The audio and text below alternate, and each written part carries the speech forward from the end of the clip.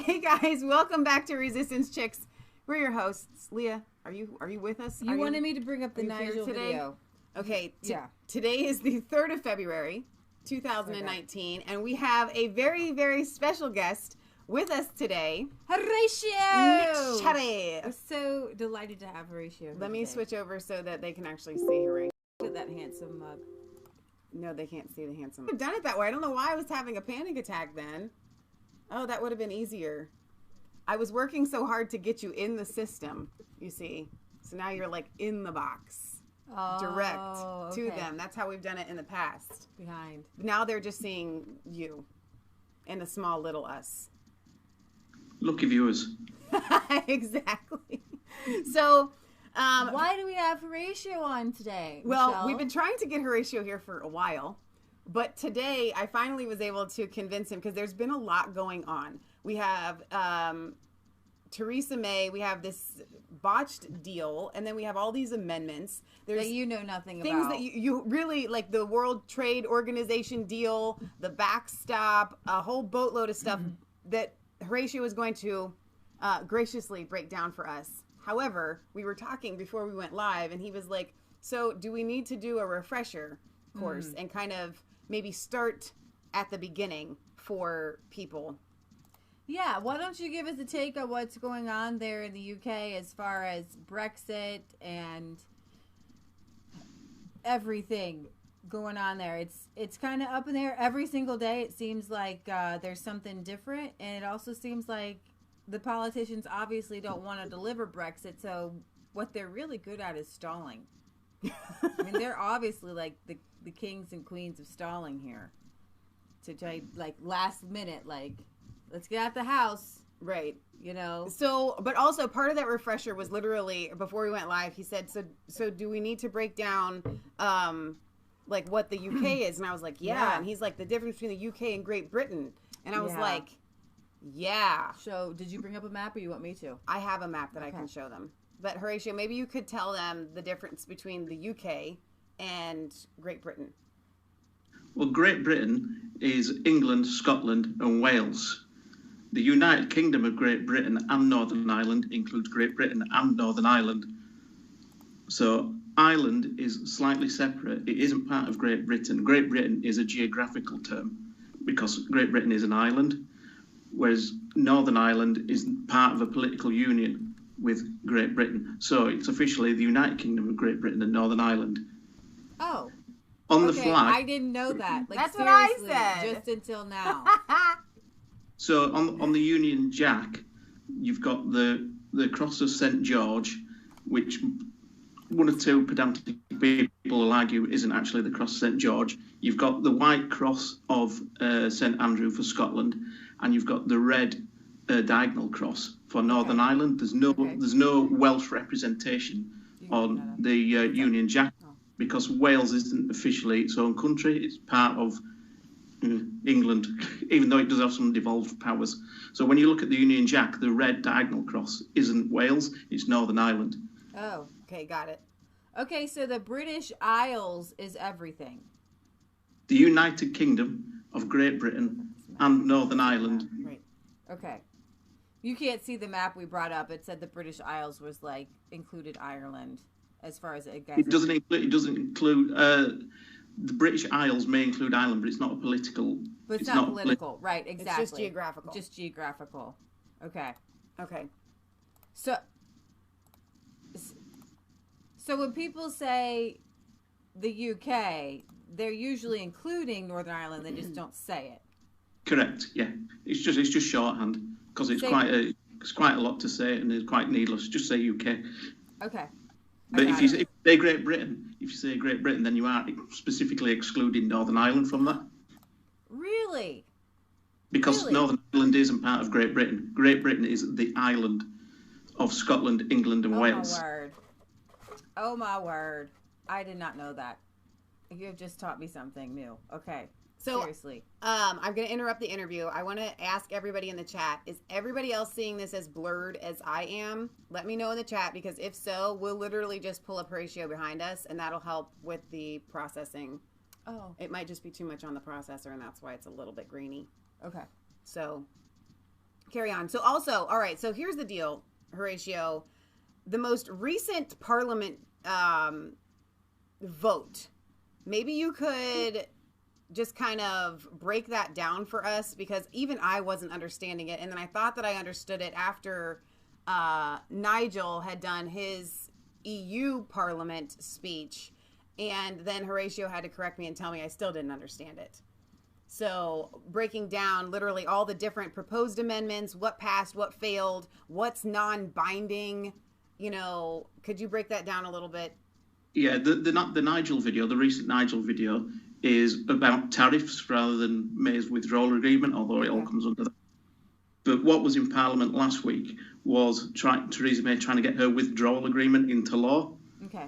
That's what last week's debate was about. So for it to become law, it's got to go through 3 readings.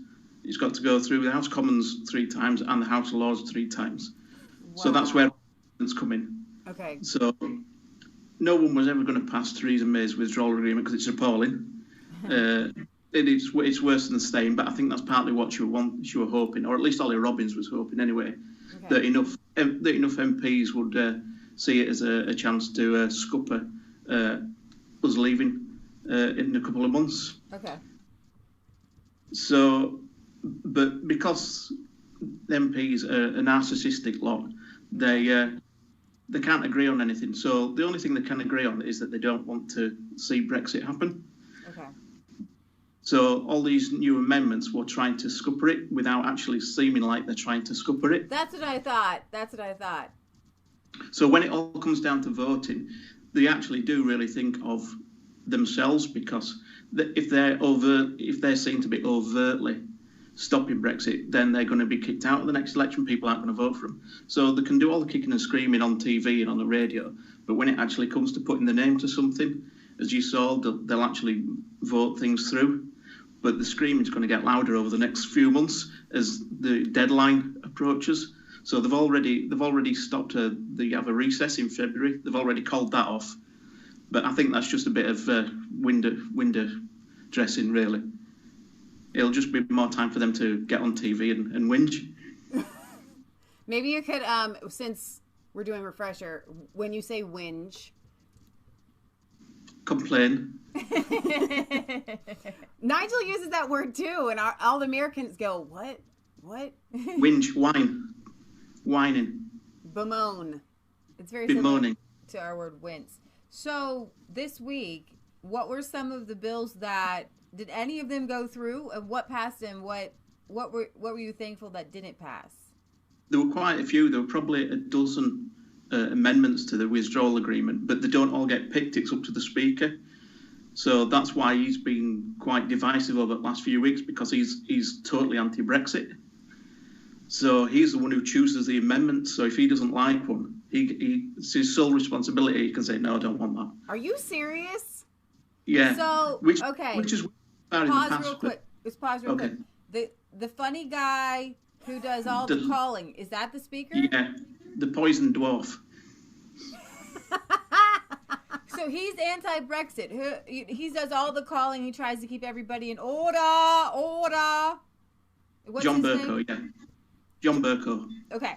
And he's the Speaker, and he gets to pick the amendments that get voted on. Yes. Anyone can put an amendment forward, but it's up to him which ones get through. Does he? So is he voted on, or does he appointed? No, he can't vote. No, how does he get there? Is he? Was do he they voted vote him into in? office?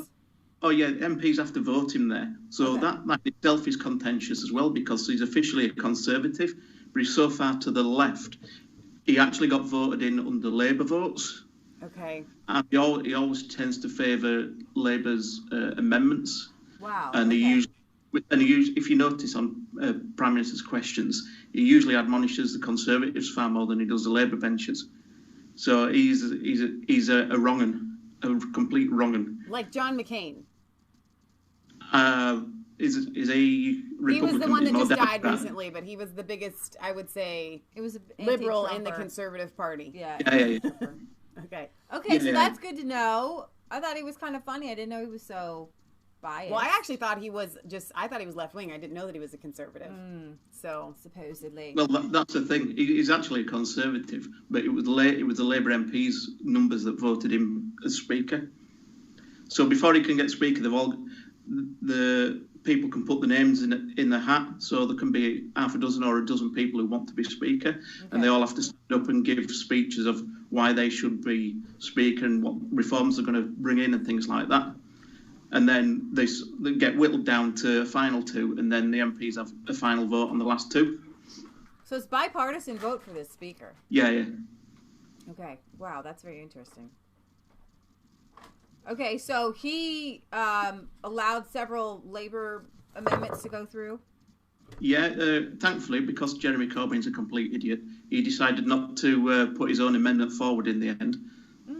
So that was good. There were Dominic Grieve. He's a Conservative. He's the ex-Secretary General, I think he was. His amendment was to take control back from the government and put it in the hands of Remain MPs. So that what he was trying to do was make it so that 650 MPs votes weren't, I would say, they didn't matter. What he wanted to do was get it on minority voting. So only 300 people of selected people would actually get a vote in the House, and that was to get it away from people, the ERG and people like that. Okay. Yvette Cooper's motion was pretty similar, to be honest. That was just, again, taking power off the government and putting it in the hands of Remainers. So that would take over. They would get to decide what the programme in Parliament was rather than the government. So plus in that bill, there was a delay to Article 50 to the end of the year. Right, okay. So that got voted down, and this is why you need a majority government, and you can't have a minority government, really, because everyone was whipped, and this is probably something we might have to go through as well. That if you're in a party, they have what's called whips, and depending how important the vote is, it's either a one-line whip, a two-line whip, or a three-line whip. If it's a one-line whip, then what they're effectively saying is, we'd really like you to vote with the party. A two-line whip is a little bit more important, and it is, you really should vote with the party if you know what's good for you. And a three-line whip, like all these votes with a three-line whip, is you will vote with your party, otherwise they will withdraw the whip from you, which is you will be suspended from the party. So that's what a three-line whip is. Okay. And that's why Theresa May was only winning the votes by 20 or 23, because with the DUP, the entire Conservative Party and the DUP makes up about 320 people, whereas all the other parties make up 300, roughly. Okay. So that's why she was winning votes quite narrowly, but by roughly the same amounts, by 20, 23, 17, 20. Wow. So, but there were obviously some Conservatives who was that pro-EU that they voted against the government, but there's some Labour MPs who are actually so pro-Brexit that they voted with the government, so they cancelled each other out. Okay. The only one that was sort of wasn't even a contest was the SNP amendment, which was to cancel Brexit altogether, and I think they just called that one to show the SNP up because they're a pain. Oh, no. And that's the Scottish National Parliament. Yeah. So they lost that by 600 votes or 590 votes. Okay. Oh my gosh. But there's one that passed, but it's non-binding, right? There was two that passed. There was the Nick Bowles, was it Nick Bowles? I think it was Nick Bowles' amendment, which was to remove the backstop from the withdrawal agreement. That's the one that got through. That was a Conservative one, because that's the most contentious issue. I mean, they've blown it out of all proportion. It's not an issue. They've just made it an issue, so that at the last minute the EU can say, oh, we don't need a border at Northern Ireland. And everyone goes, oh, brilliant, and they all vote it through. Well, it's never been a problem in the first place. Right. They've made a straw man to take down. Okay. So I do want to go into that in more depth, but before we do that, finish off the other one that did get through, and then we'll come back to the. The one that got through was a non-binding agreement. That was to take no deal off the table, but it's not binding because you can't put an amendment forward that would change the present law. So the current law is that Article 50 will finish on the 29th of March. Okay. Whereas if you can't pass that amendment because it would change a law that already exists. And number two, it's non-binding if you don't actually put a procedure in the amendment. So what they said was, we want you to take Article 50, what we want to take is no deal off the table, but they didn't put in place an actual statement of how you would do that. So Right. it can't be binding because there's nothing to bind. So they often do that. The lobbyists sometimes will make an amendment and not put any detail in it. So it's just a vote to show Parliament's intentions, Okay. which is what that was about, because they're also against Brexit. They wanted a vote to show the Prime Minister, look, we're going to vote against everything if we can do. So essentially what has happened because of all of these votes, aside from the backstop and all that we're going to get into, or you're going to get into for us, nothing has changed. They did a big hoopla and nothing has changed. What has changed is that second referendum has probably gone away now. Oh. Because that was one of Labour's amendments. Yeah. And it didn't get voted through. I think there are enough nervous people, enough MPs that were nervous enough about their electorate where they thought, when it comes to it, we can't do it. So that's why I said, once it actually gets to the crux of the problem, they can scream and shout as much as they like. But when it comes to actual voting, they do actually, the narcissism works against them because they obviously want to be voted back in again and get the £70,000 a year minimum. Right? So it all boils down to money, not so much. Yeah, they don't care whether we're in the EU or are they out of the EU. If we're in the EU, there's less work for them. That's what they enjoy. Oh, absolutely. That's a really good point. Nobody's ever made that point Somebody else before. can make all the rules and the laws, and they don't have to think. No, because what they do, they put EU laws through on what's called a statutory instrument where it doesn't need to be debated. There's a mechanism within the EU, within the enabling laws, which says certain new standards and laws coming from Europe are part of the bigger contract. So it doesn't get debated as a new law because it's already under an existing law. Okay. So Michelle, I wanted to go back to this Irish backstop. Theresa May agreed to it. Is that binding? Is it non? What is going on with this? What is the Irish backstop? Theresa May asked for it. The EU didn't ask for it. It was Theresa May and Ollie Robbins, because what they were trying to do behind the scenes, well, they were still pretending that the Department for Exiting the EU was actually a real department while they were working underneath. They were trying to keep us locked in as much as they can. So what the backstop is obviously once we leave the EU, we will have different tariff levels to the EU. And that's where, because Ireland and Northern Ireland are an island, you've obviously got a border between those two people, which will have two different tariff arrangements. So when you're importing and exporting stuff across the border, someone's going to have to be collecting those tariffs. And that's what the issue is. Because if you've got tariffs at 20% and the EU's got tariffs at 10%, obviously people who are doing that trading are going to use it to their advantage. So what the EU are worried about is that we're going to lower all our tariffs. So people will be going into Northern Ireland and totally missing out Ireland and the EU. What they're really scared about is us taking all the tariffs off external food products and things like that. Okay. But the problem is, if you put a hard border in, it obviously affects the Good Friday Agreement, which is there must be no physical borders between Northern Ireland and Ireland. Yeah. Because that's just a powder keg that can go off at any time. Okay. But as I say, it's all made up. It's not an issue. The people in charge of customs have said it's not going to happen.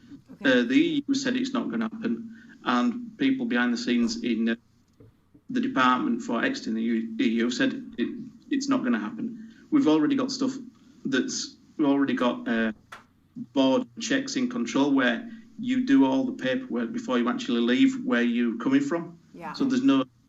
All you've got to do is send that document in. It's got the vehicle registration, what you're carrying, who you're carrying it for, etc. So there's no need for physical checks. Okay. It's all sort of political. It's all political to scare people into voting voting for the withdrawal agreement. Okay. So in the comment section, Gene Wallace says, you can put guards on the main road, Belfast to Dublin, but it's only a show. It's the difference in culture and loyalty that make a border. And then Tallulah, which is Tracy, says, do they have the same backstop for Switzerland? No, because Switzerland are in the customs union, I think. Oh, they're part of Schengen. So they don't need those checks because they're part of Schengen, they're part of the free movement. Okay.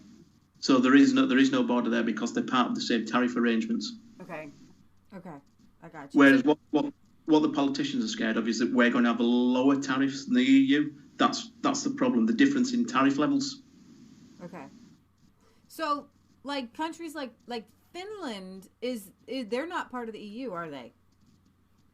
The EU are part of, I don't know whether they're part of the single market. They're not part, I don't think they're part of Schengen. Okay. See, there's different parts of it. So, and there are also some agreements like with Denmark where they will marry up their regulations with the EU to make it a lot easier. Okay. Even though they're not actually part of it.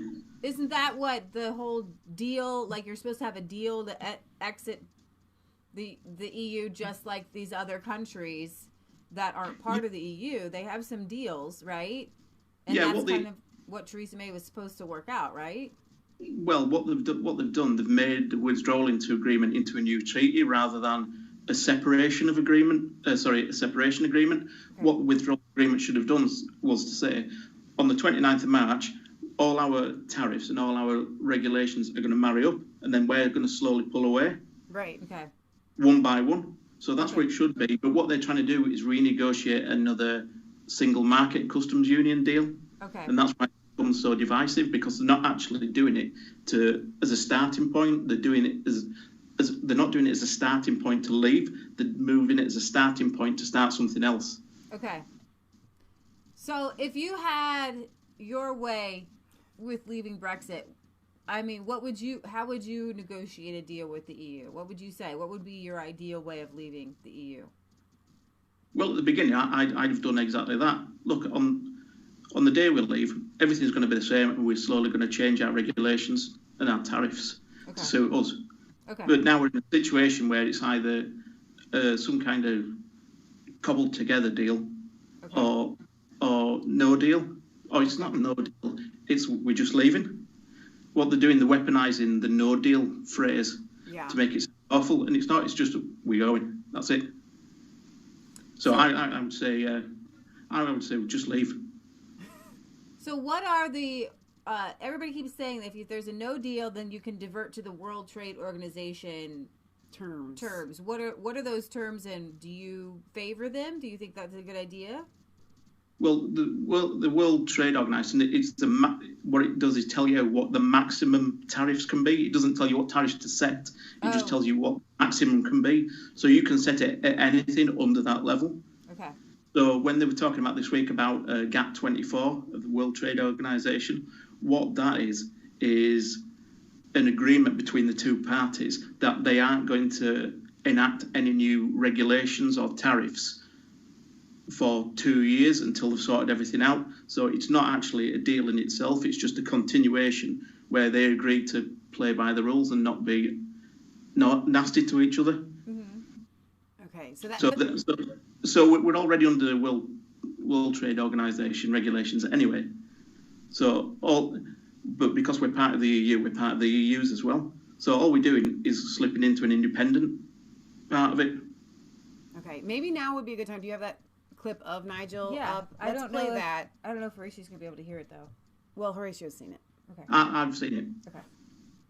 I don't know if we have volume coming out the bottom. Okay. If I can get down there. You get down there.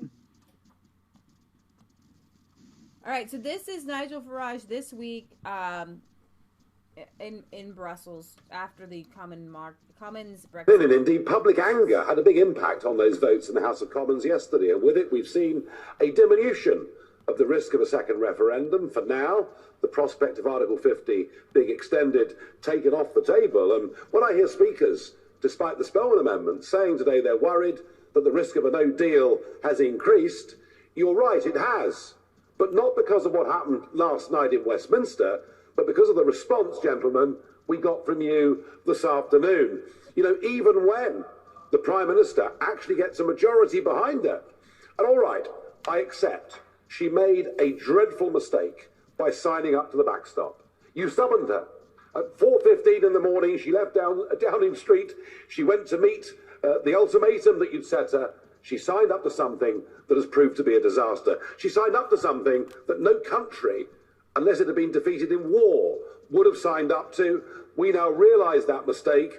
And actually, the House of Commons, the country, is overall looking for a deal. But you know something?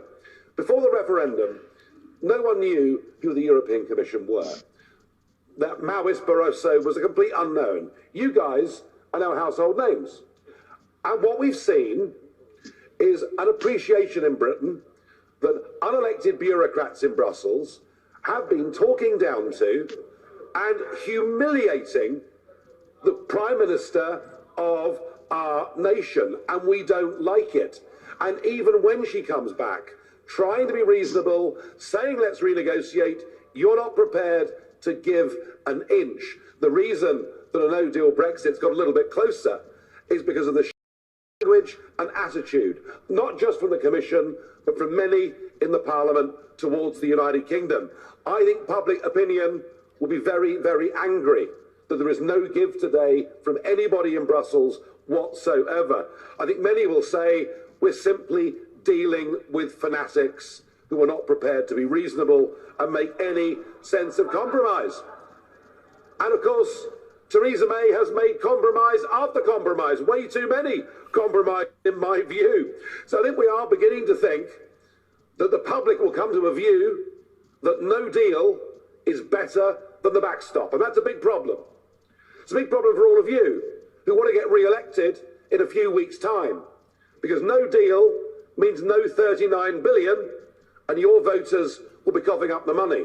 No deal means the 100 million bottles of Prosecco we buy every year from Italy will become more expensive, as will 750,000 German cars. So why don't we all prepare sensibly for a no-deal scenario? Why don't we prepare to go to the World Trade Organization, use Article 24, so that we can, after we leave on March the 29th, have a 2-year period of no tariffs, no quotas, no restrictions of any kind, no problems or difficulties with Ireland whatsoever.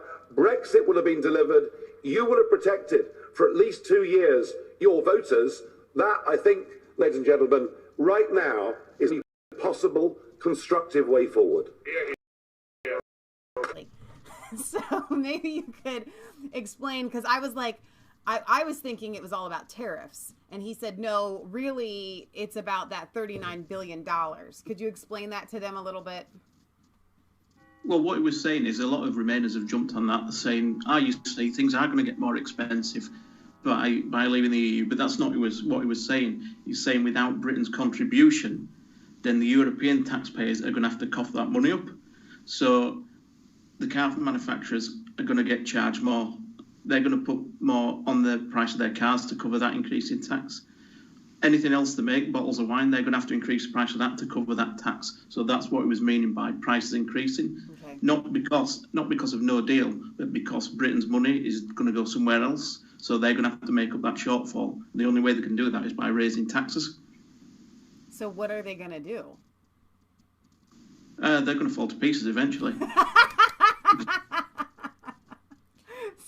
You know, really Nigel made a really good point that before Brexit, no one knew who any of these people were. I didn't know who Angela Merkel was. I didn't know who Juncker was. Do you think that maybe they are a little drunk on fame and the power now has gone to their head because they are a household name? All of them. Well, the thing is, politics in continental Europe is far different to it is in the UK and in America. It's far more corrupt over there, and it is the thing when we had all that massive to do about expenses and things like that. It was nothing in comparison to what they do in Italy and in Spain and things like that. So, plus you've got to remember that a lot of them are all ex-communists from the old Soviet bloc as well. Right. So they're interested in power for power's sake. Right. But people like Juncker and Verhofstadt, they love being on TV. Which why wouldn't you? Well, but they're always made fools of, though. I mean, I guess But not publicity. with politicians, aren't they? They have the thickest skin in the entire world. Yeah. Apart from when people really insult them, and then they've got the thinnest skin in the world. Mm-hmm. They always enjoy it. Yeah, people always say, "Would you have to your 6 perfect dinner party guests?" I'd have Juncker there. No, you wouldn't. It would be a laugh. It would be a riot. Oh my word! Is that really how you're supposed to say it, Junker? We always silence the J. Yeah, it's probably Juncker, but we just call him Juncker the drunkard. So right. Makes sense to me. So I've had to pull up the chat on my phone this way so that I can see everything. So I didn't want to miss some of the comments here. Pat Hacker says the IRA is the Irish Republican Army of Ireland, nothing to do with Northern Ireland, which is really British ruled, but Ireland was devastated during the last economic crisis. The Irish Republic decided they would depend on becoming a tax haven for multinational corporations, and it backfired. So maybe you could explain for those of us that are a little bit younger, that didn't really live through the media frenzy of the IRA and don't even understand it. What are your relations with Ireland today? Right. What you've got to understand is that under Queen Victoria, they were worried that the Irish weren't quite close enough to the English. So what the Victorian government, what the governments in the Victorian era did, they flooded Northern Ireland with Protestants, because obviously Ireland was deeply Catholic. Right. So what happened then, that caused divisions, because they were obviously seen as infiltrating the country of Ireland, by the people who wanted to be even further away from England. So that's where the troubles really started, when you had a mass influx of Protestants into a really deeply Catholic country. And then when there was different legislation pieces that came through, like Home Rule, which divided people even more. So all it did was, the more that the Irish tried pulling away, the more control the British wanted over Ireland. So, and obviously back in that time, they weren't as diplomatic as they are now. If the Irish started uprising, they'd just go in and just kill people. So like Bloody Sunday and things like that. Right. And there's the Black and Tans. They just went around shooting people just as a punishment and things like that. So I wouldn't say that's where it all kicked off, but that's kind of the main reason why it got to where it was. So the Irish Republican Army were obviously wanting separation from Britain, and then the UVF, the Ulster Volunteer Force, were the British. So they were both paramilitaries on either side. So Gerry Adams and Martin McGuinness were the political wing. They were Sinn Féin, but they were the political wing of the IRA. And I can't remember his name. Ian Paisley, the Reverend Ian Paisley, he was the political wing of the UVF. So that's why him and Thatcher got on really well. Okay. And because of that created even more division. Okay, so Britt Boston says, Horatio, please explain the Dutch Orange Order marches in Northern Ireland. I don't know too much about that. It's just William of Orange from the Netherlands. I don't know the total backstory of that, but my auntie's ex-husband, he was an Orangeman, and what they do, they have a marching season where they march from church to church and town to town, dressed in orange garbs and carrying a mace and bands and things like that.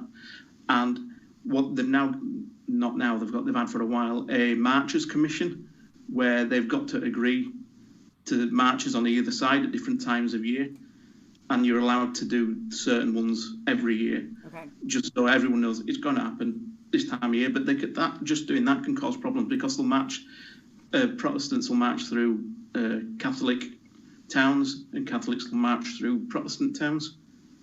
Interesting. So, and plus, on that as well, Martin McGuinness, when they actually stopped the violence with the IRA, and Martin McGuinness and Gerry Adams became part of the Irish Parliament, they put Martin McGuinness in charge of education, and he was the one responsible for putting specifically Catholic schools in Protestant areas just to cause problems, and there was a lot of violence around that.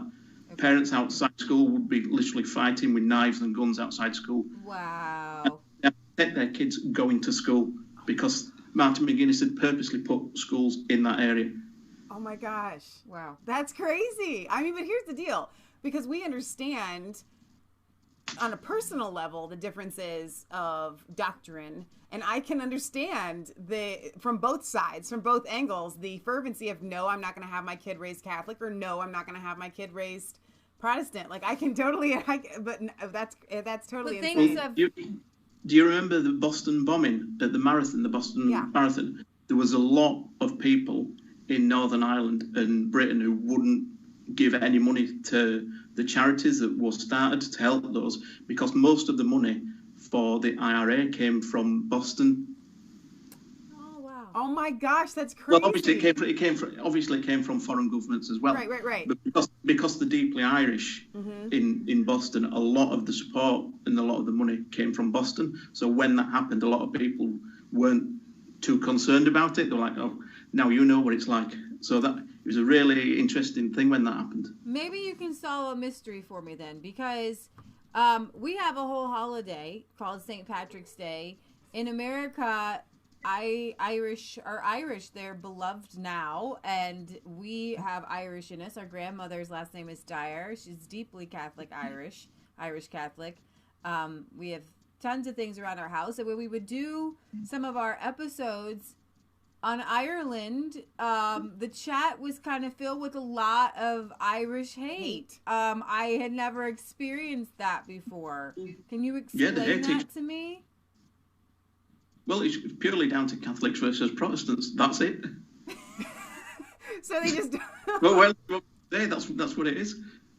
But they're not mad at Catholics around the world, just Irish Catholics.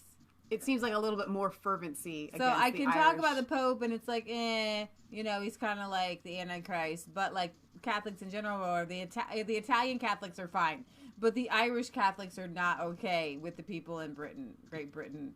Because they're absolutely staunch. Plus, you've got all the stuff when obviously this goes back to Henry VIII when he split from the Catholic Church. So that's where it actually begins there, because there were a crackdown on Catholic churches and Catholic priests. People were killed, churches were burned down. That's why a lot of old country houses have what they call priest holes in them, where priests would hide under stairs and in walls and things like that. So a lot of the old country houses have secret corridors and secret cabins for priests to hide out in. But that all comes from that era, and that's where it really started, when Henry VIII broke away from the Catholic Church. So it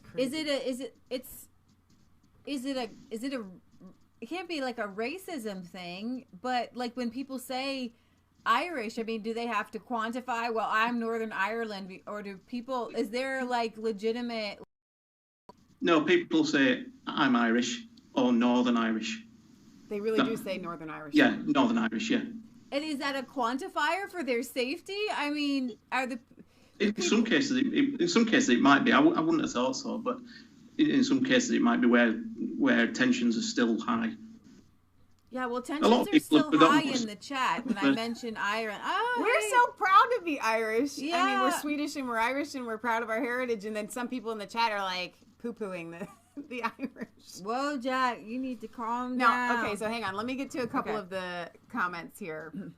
Earlier, Apple Mark wanted to know what you're drinking, Horatio. Oh, just Diet Coke. I could have told him that. No rum in it, unfortunately. Let's see. Apple Mark says, Horatio, could you explain the ULA? The ULA? I have no idea. He says the ULA. No idea. Let's see. It'll be Ulster something. Okay. Robin says the IRA are troublemakers everywhere, and they have alienated Catholics as well. That makes sense. Well, it's more political now, because once the IRA stopped their troubles, then there was an offshoot called the real IRA, and now there's another offshoot from the real IRA as well. Okay, gotcha. All right. Because some people were, well, I guess it's like Brexit. Some people will accept nothing other than a totally free island. Britt Baza says Martin McGuinness killed the Queen's cousin, and in Irish peace process, the Queen had to shake hands with McGuinness. Mountbatten, yeah, who got killed in a car bomb. Wow. That's why there was so much trouble when he met the Queen and she shook his hand, because she knew that he killed her cousin. Wow. This is getting a little bit. They should make. Or did Mountbatten get killed in a boat? Mountbatten might have got killed in a boat accident, or either a boat accident or a car accident. Okay, so Britt Baza also says Michelle, Bill Clinton actually funded the IRA now and during his presidency. That's probably in the book that you sent me that I haven't finished yet. Yes. Probably. What does Horatio think about the Six Nations and who's gonna win? Prediction. It is the best competition in the world, bar none. We just went to sports. Yeah, it's rugby union. It's Scotland, England, Wales, Ireland, France, and Italy. It's competition they have every year, and it's fantastic. It is the most competitive competition on the planet, because everyone genuinely hates everyone else. Rugby. Yeah. That is a sport, actually, because I don't like American football really much anymore. I don't like soccer, football in Europe. But I actually really enjoy watching rugby. I feel like it's a real sport. Well, I'll tell you how popular it is. You cannot get a ticket for the England matches for a minimum of 5 years. And you have to be part of a rugby club to even be on that list. Have you ever tried? Are you part of I can join Scottish rugby to get Scottish tickets for the Scotland-England match, and that was the same as well. And no dice? You haven't done no it? dice. Well, I'm going next week, but that's to the Women's Six Nations. Right. Rugby? Women's rugby? Yeah. That's pretty impressive. All right. Most of the time, if I'm chatting with Horatio, that's what he has on, or that's where he has gone, or all life surrounds around that and the reruns for the A-team. Athletics, rugby union, Emily Scarrett, hockey. That's right. Rugby is a real sport. I do attest to that. All right, so where do you see this all going? Do you see the no deal exactly. Brexit? Do you see what do you see happening on March 29th, 2019? Where is this all headed? Will there be a Russian deal? What's going to happen, do you think? Your prediction. I think that the most likely outcome is that the EU will cave on the backstop. Okay. And it'll get enough votes in Parliament to get the withdrawal agreement through. However, what's now complicated that is the Bowles Amendment, where it has to be time limited. Now, the EU specifically don't want that, because they want to keep kicking the can so that we keep paying in, because under the withdrawal agreement, we keep paying. So it can effectively go on until 2099. Okay. So we've got another 80 years, so they can just keep on doing that. But that Nick Bowles Amendment now means that it must have a time limit on it. Good. So even the EU want the backstop, or they don't want the backstop, should I say. Okay. But they want the withdrawal agreement to go through so that we're still technically inside. But the Nick Bowles Amendment now means that the EU won't agree to it. So it might be that by accident we get a no deal. But what you'll hear now is a ramping up of the screaming and shouting from MPs about not having enough time and it's all a disgrace and things like that. But because no one can agree on what they actually want to do instead of having no Brexit, then they're just going to run out of time, which is what I hope happens. You hope happens. Okay. Well, you mentioned, though, about the withdrawal agreement. There hasn't been anything passed in Parliament, has there? No, that's what this week's vote was. The amendments were to the withdrawal agreement. So they all failed apart from the Nick Bowles amendment. I think it is Nick Bowles. But that's the only amendment that got passed. But the withdrawal agreement itself got voted down. Right. So the only thing she can now do is get the withdrawal agreement changed with Nick Bowles' amendment in it to bring it back. with a time limit on the backstop. But if the EU want to, they won't agree to that because they want this to carry on indefinitely. Right. So they might not agree to open the withdrawal agreement back up purely because now it's got that amendment in it. Okay. Well, and then even at that, even with the amendment, it's not assured to pass through Parliament, right? I think there'll be enough votes to get it through. Really? I think it'll scrape through by 50 odd votes. Okay. Because MPs are idiots. They really are the stupidest people on the planet. What they've been told by the European Union and the media that the one thing stopping this withdrawal agreement is the backstop, and it isn't. It's not an issue, which is why it was put in, because it isn't an issue. What it was to complicate things. So if that gets sorted out, then people who were against it purely for that reason will vote for it. So even though she got defeated by a massive amount last time, because that's out, I think it'll be enough to scrape past by 50 odd votes. But it's still a horrible amendment, or still a horrible agreement. Yes, I mean, the way it's written. Yes, it is. It's terrible, but they don't want Brexit. So what MPs want to do now is punish people for voting for Brexit. Okay. So they want the worst deal possible, without actually looking like they voted for the worst deal possible. Wow. I got you. Stuart the Brit says, can you imagine how many MPs are going to lose their job shortly? Such fun. Britt Baza says, Sir Graham Brady amendment passed.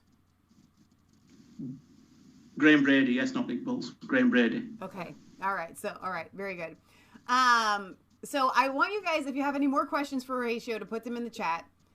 And in the meantime, maybe you could pull up, or not pull up, but you had wanted to ask Horatio about what's going on in France. I just wanted his opinion from across the pond about all the rioting and everything that's happening in France right now, because it is a worldwide news story and nobody really knows what the heck they're rioting about and what, I mean, they're mad at Macron, and that's pretty much what we know.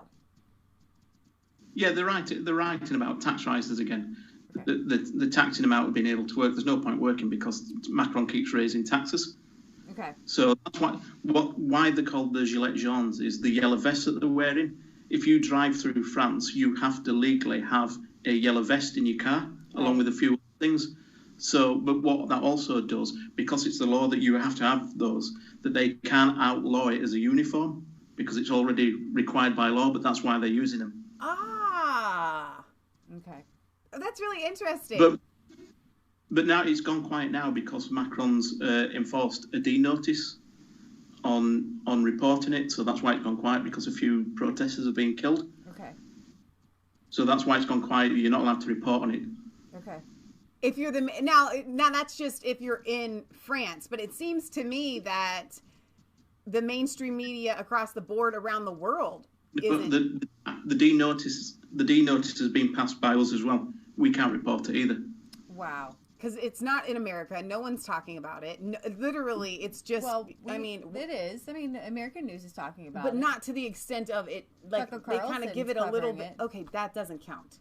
I mean, CNN, MSNBC, they're not going to talk about. Yeah, they don't talk about it very much. About, protesters getting killed and. Oh, absolutely not. No, and here's the thing. That was another question.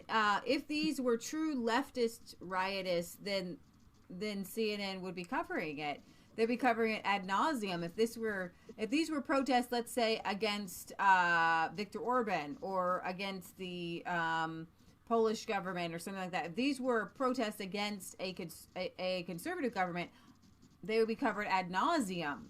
But because they love Macron, so what it is, it's also political as well. Because if you realise how much trouble he was in, then it would just escalate more. So, like, the only thing you know about Macron at the minute is that his approval rating is down at 23%, something like that, which no other leader has ever beat. Well, apart from when they started cutting their heads off a few hundred years ago. Started cutting heads. Yeah, the French seem to be a little hot-blooded when it comes to protesting. Hopefully we won't get any guillotines out at this point. Terrible food. Terrible Paris. It's awful. Have you been? Yes, it rains, it smells, the people are rude. Are they really? Expensive. The only decent place in Paris is the Old Opera House. It is the most beautiful building in the world. Is that the one But you apart sent me from pictures it's an of? absolute dump. I may have sent some pictures before. It's a bit like the Palace of Versailles, but it's actually the Old Opera House. In fact, it's where, Phantom of the Opera, it's where the actual book is set. And it's actually based around, well, it's not based around, but there are some true stories that happened at the time that are actually in the book. But you're saying But that's the now only decent building in that's Paris. that's the best thing that France has going for it. The only decent thing Paris has got going for it is the train line back out again. Tell us how you really feel. So Rip Baza says, when we leave the EU, the Houses of Parliament is going to look very different come next election. Over half of MPs are going to lose their seats. LOL. What do you think about that? Yeah, I think quite a few will do. But this is why they're making a lot of noise in the media, but they're actually still voting things through. It's because they know they're in a lot of trouble. I mean, Anna Sowerbury, she's I think she's on something like a 600 majority in her constituency, and they will leave voters, so she's going to get absolutely hammered at the next election. Oh, wow. That's if Conservatives haven't taken the whip off her by that point. Okay, I got you. So again, it goes back to the whip, because we keep forgetting that. We don't have anything like that here. In the States. Well, we kind of do in the Electoral College. You have to vote. I mean, that's it. That's about it. Where you have to vote against. Yeah, it just means if you have the whip withdrawn, it just means you've been suspended. Right. But the 1, 2, and 3 line whips are how you should be voting. Right. And that's why you need a majority, so that you need a majority in Parliament, and you need the whipping system for it to work. Otherwise, you won't get anything through.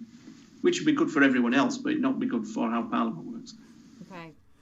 Sean says, the French were very rude when I visited a picturesque little dog hole on a school trip. So now you have somebody to back up the fact that the French are rude. I don't even know. It's very rare that we get any French viewers on here. We've had a few. We were covering Le Pen. Yeah, that's right. When we were covering Le Pen, we had a few. And they were nice. The south of France is really nice, apparently. I've got friends who go holiday in the south of France. Every year they go down to Perpignan, and apparently that's really nice. But all the northern cities are quite grey.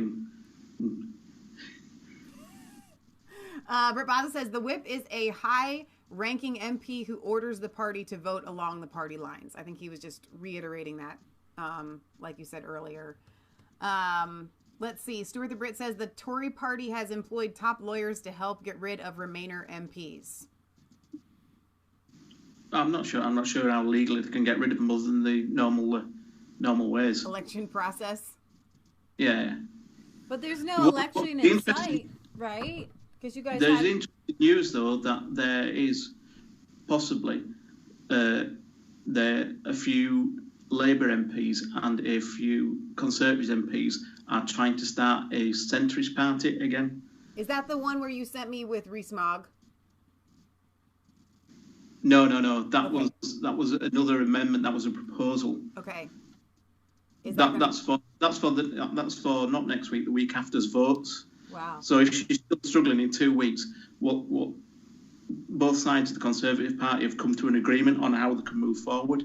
So if Theresa May is still struggling in 2 weeks, I think they might put that forward as a way forward. Which would be okay. A little bit? What is that amendment? Well, that is moving forward to a free trade agreement by using GATT 24, the World Trade Organization. Right, okay. So it's what it does is it extends the leaving period, but what it does, it puts into law that it will end, and during that period we will be invoking Article 20, GATT 24, which keeps the EU's and our tariffs and legislation all the same for those 2 years. So it does extend the leaving date, but what it does is put into law an end date and a process of getting there. Okay. So with the extension of the leaving date, does that mean that you guys would still be paying the $39 billion into the EU? Probably. Would that mean that you would still have MPs in Parliament? Yes. Well, this is another thing. What the European Parliament doesn't want. There's elections this year, and if we're still in, we get to send all our MEPs back, including Nigel. And what they want is a load of UKIP. Well, it won't be UKIP this time. It'll be Nigel's party, 'cause UKIP have just destroyed themselves. But what they don't want is a load of British anti-EU MEPs hanging around for another 5 years. Right? Okay. Well, would So they be they there really for 5 wanted to go- years? Sorry? They wouldn't be there for 5 years because you said it would only extend the period for 2. No, but the elections, we would be back in Parliament where they want us out as quickly as possible out of the Parliament. They want our money, but they want us out of the Parliament. They do want you out of the Parliament, but they don't want you out of their control. Correct. And they want your money. Yeah, so this is a tricky situation because, I am torn. Watching Nigel in the EU Parliament has been a highlight of my life. Okay, so I am really going to miss that. So, if he's still there, But that's not a reason to stay. it's not a good reason to stay. But it's a bonus if it has to happen. Yeah, because that's his stage. That's his world stage. I mean, I just read an article today that the conservatives call Nigel far right, which I find incredibly laughable because he distanced himself from everybody who's kind of extremist, and he stays very middle of the road. Is very magnanimous with everyone. Yeah, but that's anyone who doesn't agree with is a fascist. That's the MO. Mm-hmm. If you don't agree with me, you're a fascist. That's it. Exactly. I also found it interesting that far left is not found to be the same kind of insult. Oh, far left, whatever. But you say far right, you might as well just say Hitler. Right, but they throw in socialists in their far right accusations, which is also very strange to me. So there are a lot of different ways that this can go moving forward. It's very interesting. What is the next thing that we should be looking toward? You said there's going to be a vote in 2 weeks. Well, Theresa May's back in Europe trying to renegotiate. Yeah. Okay. So until that amendment got put in, I would imagine that the EU would have backed down on the backstop and it got to Parliament. But now that amendment's in, it might be that the EU would say, no, we're not doing it, and hope that Theresa May blinks. Okay. And on previous performance, she will, but she can't do at this point. Because what that means is she's admitted that we won't leave, and she politically can't do that. Right. And then there's this weird Hail Mary that is in the back of my head, and I don't believe it's true at all. But the way Theresa May has been acting, it's almost as if she was setting up her country for a no-deal Brexit from the very beginning. I think she's got there by accident. Well, that would be a really nice theory. That would be something like maybe you could, they'd say Trump plays 4D chess. Not that she would do it on purpose, but that she knew that was the only way to get it through. Yeah, there is the chance that behind that incompetent persona is an intelligent person. However, it's more likely that behind that incompetent persona is a totally incompetent person. Didn't she vote Remain? Isn't she a Remainer?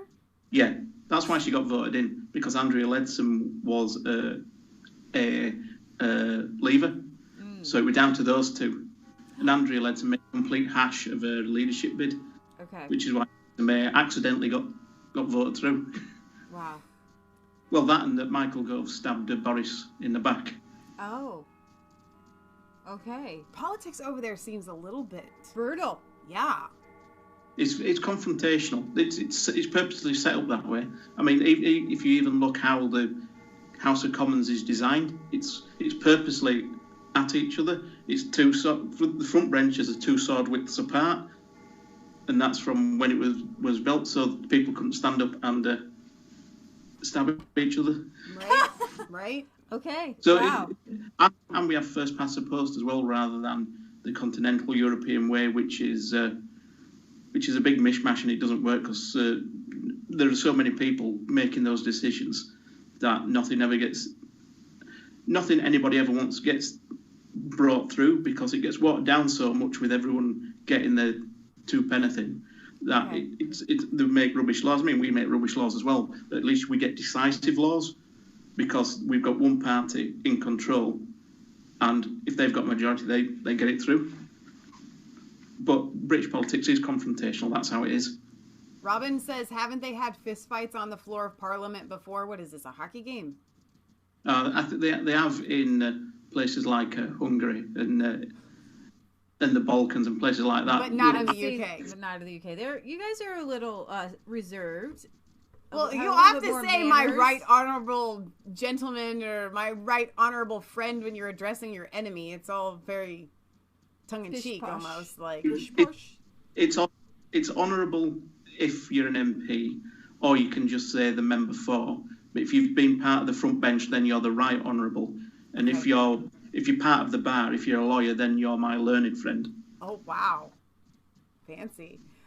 Sean says, it should have been Boris. Horatio is right about Gov stitching him up. Gov was supporting Boris against all the others, and then at the crucial moment, he stabbed him in the back. Oh, my word. Which let Theresa May through. Gotcha. And now Gov is in Theresa May's cabinet. Go figure. Wow. Go figure. It's like Survivor. Where would we be, though, if it was Boris? They're on the island. They're like on the island. What would we be looking at right now if it was Boris? It'd be fantastic. You remember when he were Mayor of London, it was fantastic. Everyone loved him. I mean, the media slate him. Other politicians slate him because he's popular. Yeah. And they hate that. Right. Well, So because he's all funny. the media, he is funny. I mean, he is a bit of an idiot, but he's also really intelligent as well. Kind of like Donald Trump. Yeah, but the main thing is he's popular, and they can't stand that. Okay. I got you. But we still have to stick with Theresa May for 2 more years now. Oh yeah, she's safe as houses for the next 2 years. Well, it depends. If Brexit gets decided one way or the other, depends on what happens to her. Okay. She'll go anyway, but it's just when she goes. Gotcha. Like, she may step down if she does something really ridiculous. Someone's got to be in there for next election, and they've got to be well embedded. So at least a year before, she's going to have to stand down. Because she won't win an election. I think she probably could win an election by default, but because Corbyn's so terrible and everyone else is so terrible. I mean, there's now a 6 point gap in the polls since Corbyn came out supporting a second referendum. So his honeymoon period's well and truly over. So I had thought, because it seems that the Conservative Party, this whole Brexit withdrawal agreement is on their shoulders, and they were taking the responsibility that they would be, they would take the hits in the polls, and they would take the hits in any elections, because Labour's like, it's not our fault. They're purposely not having a policy that it's being seen through by everyone, even people who vote for Labour. Okay. Relax and prepare for your Super Bowl. The Super Bowl party. Horatio never works the day after the Super Bowl. I've never been to school since I was 13, the day after the Super Bowl either. Oh my gosh. You're a devoted fan. And that was before, I mean, not that many Brits are huge on American football, right? There's a decent following from 80s and 90s. I mean, we have 4 games we have 4 regular season games. And they usually like sell out, don't they? Yeah, 80,000 sell out each game. Wait, who? But you guys just go to watch American teams play. Right, the American teams come over. Right. Yeah, so it's the Bengals and the Saints or whoever, like, which the commentators can't get on the head why 80,000 people have all got different jerseys on when there's only 2 teams playing. They can't get their heads around that. That's fantastic. All right, let's see. Britt Baza says the only fist fight that was had by an MP was John Prescott when he had a fist fight in Sunderland with a voter. Oh, you need to bring that video up. It's hilarious. A voter throws an egg at him, so he turns around and thumps him. Okay, Leah will look for that. What is she going to look up here? John Prescott. John Prescott fist fight. Are you serious? He couldn't. Yeah. And then wrestled the Deputy Prime Minister onto his back and held him down over a small wall as police and Labour Party officials tried to release him. Eventually they freed him, but Mr Prescott's problems weren't over. Another protest assaulted him. The boxer. The stream is okay. The video output is low. Let me make sure that I don't have anything extra going in the background here that I can. Let me close out some stuff so that we're not. One day I'm going to get a really nice computer with Prescott a lot of guy. And He why were they was mad deputy at him? He was Deputy Prime Minister under Blair. And guess where he's from? Yorkshire. He is. Oh, that's depressing. As he walked through them, a local man chucked an egg at him almost at point-blank range. John Prescott immediately swung round and landed a punch straight on his jaw. The man then wrestled the Deputy Prime Minister onto his back and held him down over a small wall as police and Labour Party officials tried to release him. That was pretty quick reflexes. There's also a great video, although it's probably too poor quality to show it, of George Galloway getting carried away from a protest site upside down by police while giving an interview to TV reporters. Wow. I can understand being really angry about certain things, I suppose. But if you know somebody might catch it on video, that's where... Yeah. All right, so they're telling me it's still buffering. I have everything shut down that I can possibly shut down.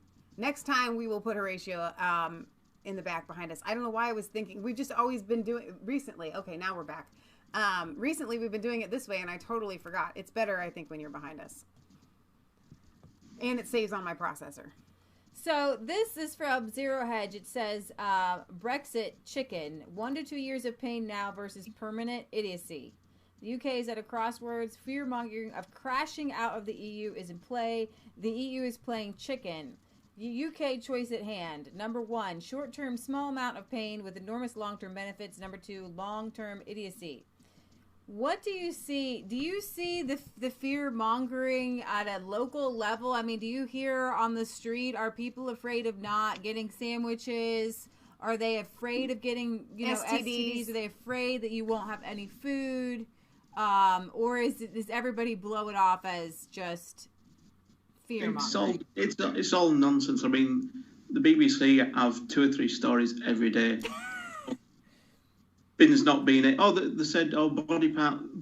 Friday it was, body parts will pile up in the streets as the contracts are taking them away.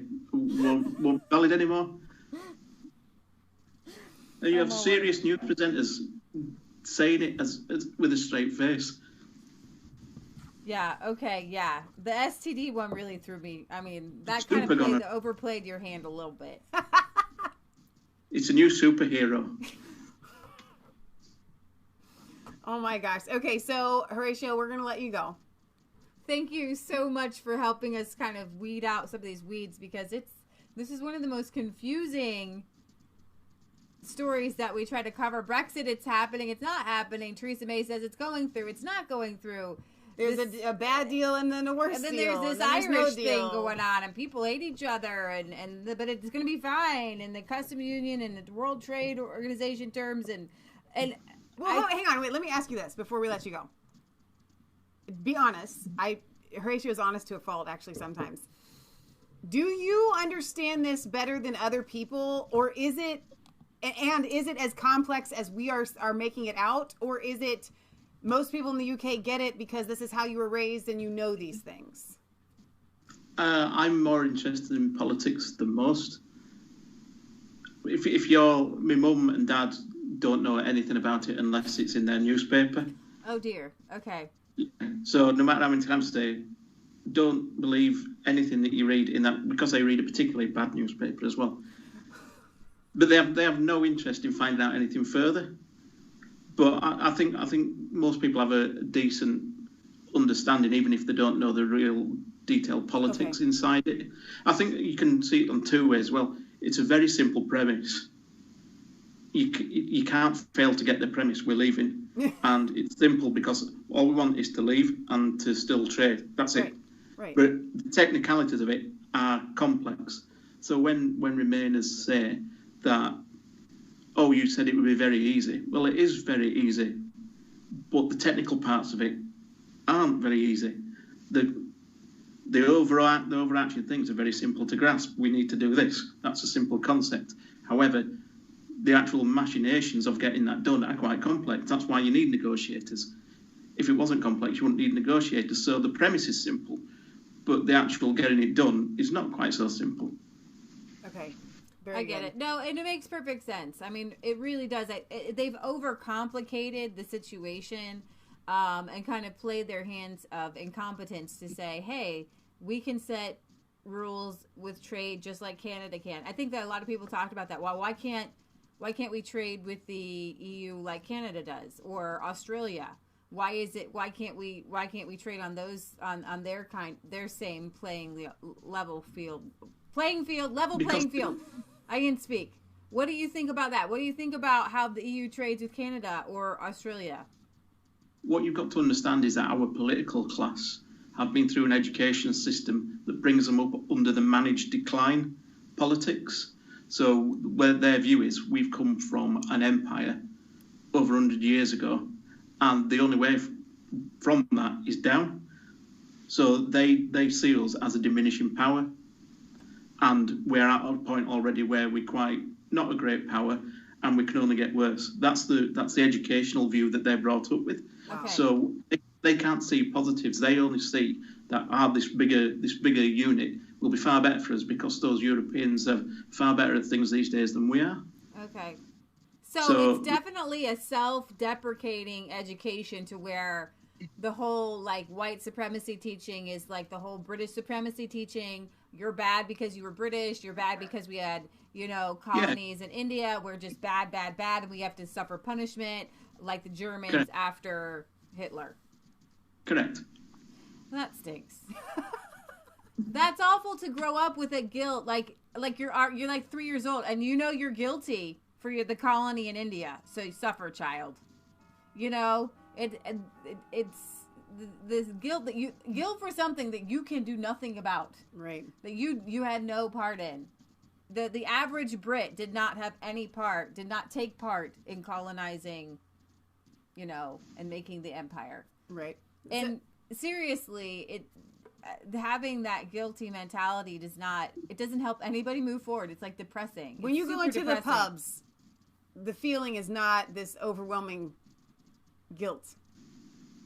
Like people probably they probably just brush it off as rubbish. No, people who work get on with things. It's politicians who talk about things badly. Most people just get on with it. Right. Okay, so what you're saying is we can't set good trade for our country because our country needs to suffer. So we can't be, America and setting trade. Correct. We certainly can't be Britain first, right? No, because we're not good enough. We're not worthy. Well, that really throws all of you in a bad boat that are male too, because now you're bad because you're a man and you're British and you're white. And you're white. You're the scum of the earth, essentially. Yeah, I just read an article that white males in Britain will have a harder time to get into being firefighters than people of other races. Like, they'll be tested harder because they want more minorities in the ranks. All right, prediction. Who's going to win the Super Bowl tonight? Who are you rooting for? Anyone but the Patriots. I think that's like everybody. It's kind of like, seriously, give somebody else a chance. We're just tired of it. Like, seriously. No, it's just that they're a bunch of cheats. Are they? Do they cheat? Really? Ball tampering, spying. They sent their head coach to Denver to ruin them. And then he went straight back. We don't hear any of this. Well, that's what we said about the Steelers and with the Bengals. Well, in their 1 year they were going to win the Super Bowl. They took out our quarterback. Well, that was before they even got there. I stopped watching after that. We did stop watching football after that. All right, Horatio, have a lovely evening. Thank you for being here. We're going to, for those of you that are still watching, we're going to finish with a little bit of European news, and then we're going to sign off as well. Yeah. Yeah, I can't thank you enough, Horatio, because this really helps. And I think our viewers, I'm sure that there's some thank yous. Who knows? I might even research some things next time. Well, okay. You did great. I don't even know what you're talking about, but I did want to tell on Leah and I a little bit. Yeah. He was asking me, Horatio is a planner. We're non-planners. So when planners get together with non-planners, they both have to give. Horatio gave the most here. What are we going to talk about? What are we covering? And I was like, well, just like what we talked about the other day. So today he messages me. He's like, right, what's going? And I'm like, let me become a human first, and then we'll talk. Brexit. Just tell me about how you feel about Brexit. Who needs research? You are the research. You're the encyclopedia. Next time I will have specific questions, but I honestly didn't know what to ask because it's so confusing. Right. That's a good excuse. It is. It's really confusing. Go with that.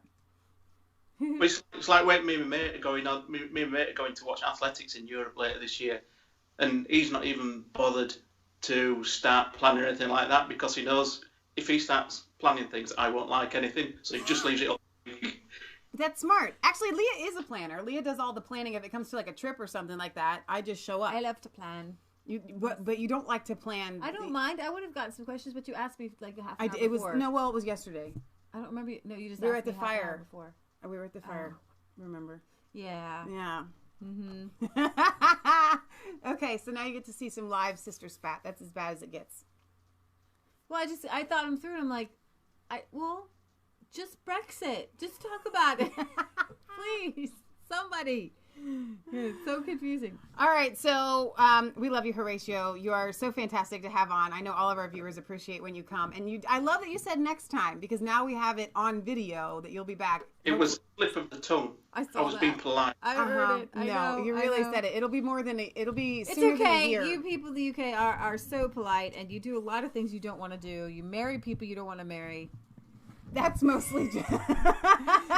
You have to have an advent. All of our the royal family. But. All the stuff we watch is all like the Victorian era, or you got the 17 and 1800s. All these bittersweet romances, all the Jane Austen things, and so it's all the advantageous marriages, and right. It's like, why did you marry that person? You guys are all over that, right? You So don't do that you don't do that anymore. What's that? Marry the wrong people, like literally. Well, like Camilla, do things you don't want to do. Prince Charles, they were a thing, but he had to marry Diana because she was like royal. But now they've kind of gotten over that because now you've got an American. Okay, bonus. How do y'all feel about having an American? Is she a princess? Well, she's a princess, but once Brenda goes and Charles go, then the royal family's over because these lot are just celebs, aren't they? They are. Okay, so I need to know if there is a celebrity there as they are here because it's embarrassing. They're like all I'm over not the into magazines. it, but like Yahoo News, because I have a Yahoo email account, I got to bring it up. And literally every day, it's something about When you go Meghan into the Markle. store, It's something it's on about every- William and Kate. It's something. It's all on the tabloids. Like I don't care about these people. I don't need their stuff in my life. Like I don't want to know. That's like my brain cell that I need back. Okay, but Nobody really cares from newspapers and magazines. But are they popular there? I mean, do people care? Yeah, a lot of people like them, but Okay. they don't really care about them. Okay. Yeah, but aren't William and Harry like liberals? Like pretty. Yeah, the celebs. Well, They're okay. friends with Obama. Yeah, after the Queen and Charles have gone, then the whole thing's over as a serious organisation. Really? Yeah. I have They'll to hand right it to the thing. Queen. I actually respect her. I think I do that too. she holds her office well. I feel that She cares about her country. she cares about her country. I feel like she does what's right in a lot of ways. I respect her, but I don't think the rest will do that same thing. I think you need to watch more videos and read more about Prince Philip. I think you'd really enjoy Prince Philip because he doesn't hold back. He doesn't. what? He doesn't hold back. Really? He doesn't hold back. He says exactly what he thinks. Okay. Maybe we'll bring you guys. Well, some- I heard He's that also I heard- politically incorrect. I heard that the Queen was pro-Brexit.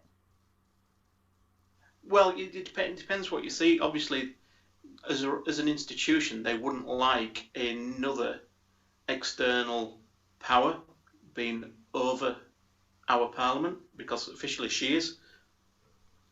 So you Right. can see it from an institutional point of view. Well, yeah.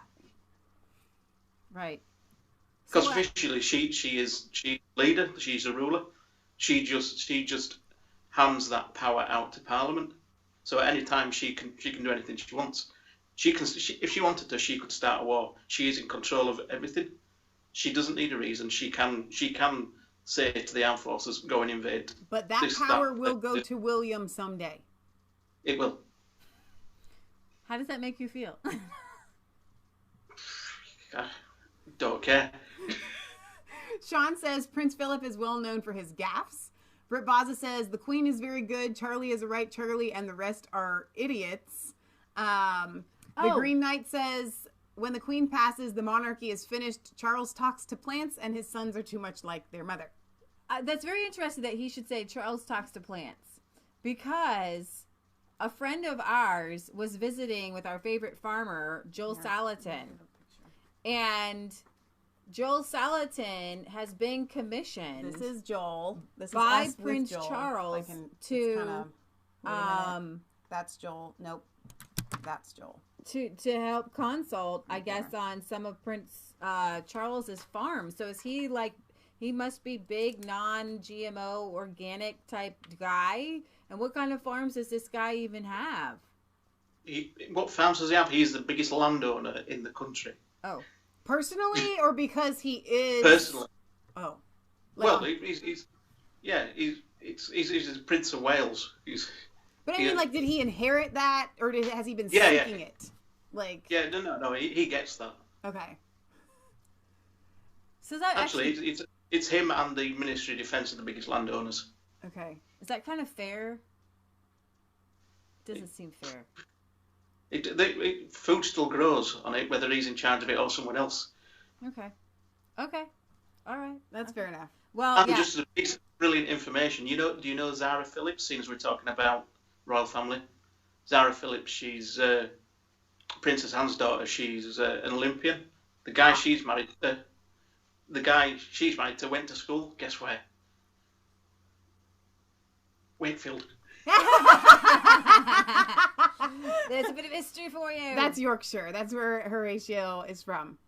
Oh my gosh, that's so funny. I always get these people, not just you, but because you've been on our show, people send me a bunch of Yorkshire stuff, like actors and famous people from Yorkshire. And we just got to meet somebody from Wakefield the other day. One of our clients is from Wakefield, literally here in the United States. It's a small world after all. Really? Very small. Tiny place. AKA Wakey. You often refer to it as Wakey. Shaky Wakey. Shaky Wakey. That's like we say Shaky Cincy. Wakey. I like it. We're going to work on a Yorkshire accent. We'll be able to do better if we have you on more, and then we can pick up on it. I can't pick up on it. Yeah. All right. All right, you guys stick around. Horatio, we will see you next time. See you later. See you later. All right. Now we're back there. Oh, we're back. And you're gone there. Ciao. And I think we're exactly where we want to be. Okay. We're here. We're going to take these out. Oh, yeah. Okay. Well, that was fun. I want you guys to leave in the comments and not just in the chat. Thank yous to Horatio and how much you appreciated him. I think we probably could have done like question and answer beforehand, got their questions. Right. If we were thinking. Well, I think we can also talk water uphill. Absolutely. So I wanted to bring up this as we were talking to Horatio. I thought this was kind of funny. So totalitarianism in the UK. Buying a hammer now makes you a terrorist in the UK. If you need a hammer for any reason, the United Kingdom's counter-terrorism policing unit will consider you a potential terrorist. They're also asking that anyone who sees someone doing something suspicious like purchasing a hammer to report it to the enforcers. Look again. I'm going to play this video here real quick. Tell you who to watch. Keep your eyes out for the bad guys.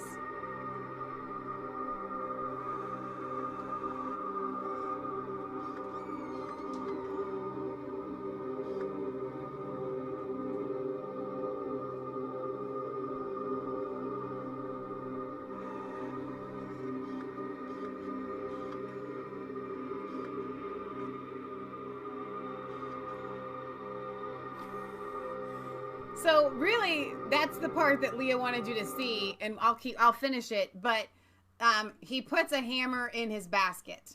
So what they're kind of implying there is if somebody buys a hammer, that may be suspicious. Now, when we were talking to Horatio about this before we actually went live, he was like, it's if you see it looks suspicious in addition to purchasing a hammer. It's a hammer. hammer. But other people, here's the thing, that may not be understood to everybody. Other people might just think, oh my gosh, if you're buying a hammer, you can finish it, press play. Then you should be reported.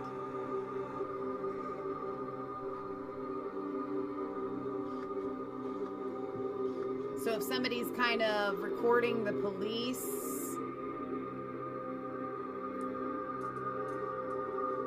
which reporters do, like... Here's the thing.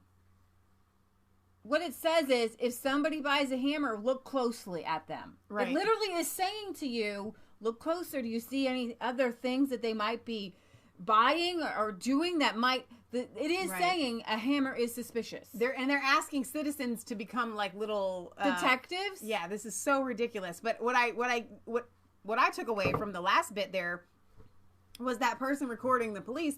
How many times do we see the citizens journalists, people like us that may get on the streets or whatever, recording the police will now report them. So now we are all guilty until proven innocent. Better Pretty not much. look suspicious when bringing out the trash or you'll get reported. If you look suspicious. Listen, we got people buying guns all day long. And that's a hammer. I know. Well, they want to stop the gun buying. Oh my gosh. Hey, Beans. Oh, it's Fear Tactics, right out of 1984. Absolutely. As France, there seems to be Hi, Jasper, Jasper. no end in sight. A third group is extremely. Let's see. The third group is extremely large. It is the rest of the population. The upper class treat them as regrettable, dead weight, and expect nothing from them except silence and submission. Its members often have a hard time making ends meet. They pay taxes, but can see that a growing portion is being used to subsidize the very people who drove them out of their suburban homes. For the moment, Macron does not seem to want to recognize that these people even exist. When Macron lowered the taxes of the wealthiest but increased the taxes of those peripherals by means of a fuel tax, it was seen as the last straw, in addition to his arrogant condescension. Today, most of those who protest do not attack the police, but instead of acting to bring down the violence, the police are receiving orders pushing them to be very violent. I do not blame the police. I blame those who gave them the orders, says the mayor of Montfermeil, a city in the eastern suburbs of Paris, where the 2005 riots were extremely destructive. Saturday, January 2019, the Yellow Vest protests were being organized in the main cities of France. Mobilization was not weakening. Support from the population had decreased slightly, but was still huge, 60 to 70% in the polls. The main slogan has remained the same since the first protests in November. Macron must resign. The government and the French President Emmanuel Macron have been doing everything they can to crush the movement. They have tried insults, defamation. They have said the demonstrators were both seditious people wishing to overthrow the institutions and fascist brown shirts. On December 31st, Macron described them as hateful crowds. The presence of some anti-Semites led a government spokesman to incorrectly describe the entire movement as anti-Semitic. The Minister of the Interior, Christopher Castaner, ordered the police to resort to a degree of violence not seen since the time of the Algerian War in the 1950s. During the two last decades in France, other riots have taken place many times. In 2005, for instance, when the whole country was subjected to arson and riots for weeks, the number of wounded rioters remained low, but violence has consequences. In just the past few weeks, 1,700 protesters were wounded, some seriously. 19 even lost an eye. 4 lost a hand. Although French police officers do not use lethal weapons, they do use rubber ball launchers and often fire at the protesters' faces. How is the hand getting, seriously? The eye I get. So because the police officers using rubber bullets, they can target people in the face. They feel like they can just hit people over and over again, whereas our police officers are told you can't fire unless you're fired or your life is in danger. They're drawing a weapon. Macron has never treated protesters as people who have a legitimate claim, so he has never paid attention to their claims. He only agreed to suspend the additional fuel tax, which was to have begun in January, and to grant a slight increase in the minimum wage, all of which he did only after weeks of protests. Journalists say that Macron thought the movement would fade away after the end of the year break. The police violence and desperation would induce the demonstrators to resign themselves to their fates, and that the support of the general population would collapse. Nothing of the sort has taken place. It is clear that Macron does not want to meet the main demands of the protesters, that he will not resign, and that he refuses to accept a citizens' initiative referendum. He has apparently decided that if he dissolved the National Assembly and called for legislative elections to end the crisis, as President Charles de Gaulle did it to put an end to the uprising in May 1968, as allowed by the French Constitution, he would suffer a scathing defeat. He can see that an overwhelming majority of the French people reject him, so apparently he's determined to just wait it out, seek a way out. Macron called for a great national debate to address the problems facing the country. It soon became clear, however, that the great debate would be unconventional, to say the least. Macron wrote a letter to all French citizens inviting them to participate, but saying explicitly the debate would not change anything, that the government would continue in exactly the same direction. That's really great. That's helpful. So French economist Nicolas Lacassin, who grew up in Romania, wrote that these meetings reminded him of those in Romania during communism. The author Eric Zemmour said that Macron is desperately trying to save his presidency, but that the attempt will be useless. Macron has lost all legitimacy. His presidency is dead. For 3 months, the country stopped economically, and Emmanuel Macron, to try to save his presidency, inflicts on the country 2 months of additional economic stagnation and 2 more months of demonstrations when people understand that they have been deceived. Anger could increase. France is already a country in a very bad shape. So, as we saw in our videos last week, France has colonies in African countries, and they get a lot of money from those mines. The French Yellow Vests marched to denounce police violence, promptly get beaten by riot cops. 1 week after a Yellow Vest organizer was handicapped for life by French police, protests dedicated Saturday's demonstrations to denouncing police violence, only to be beaten and gassed by the police. There have been 1,900 protesters and around 1,000 police injured since the movement began in November, and 10 deaths, including an 80-year-old Marseille woman who was killed when a police tear gas canister, we talked about this, was launched into her apartment window while she was trying to close the shutters. She was taken to a nearby hospital but died during operation and suffered shock. So, more police throwing people down. This is a video from yesterday.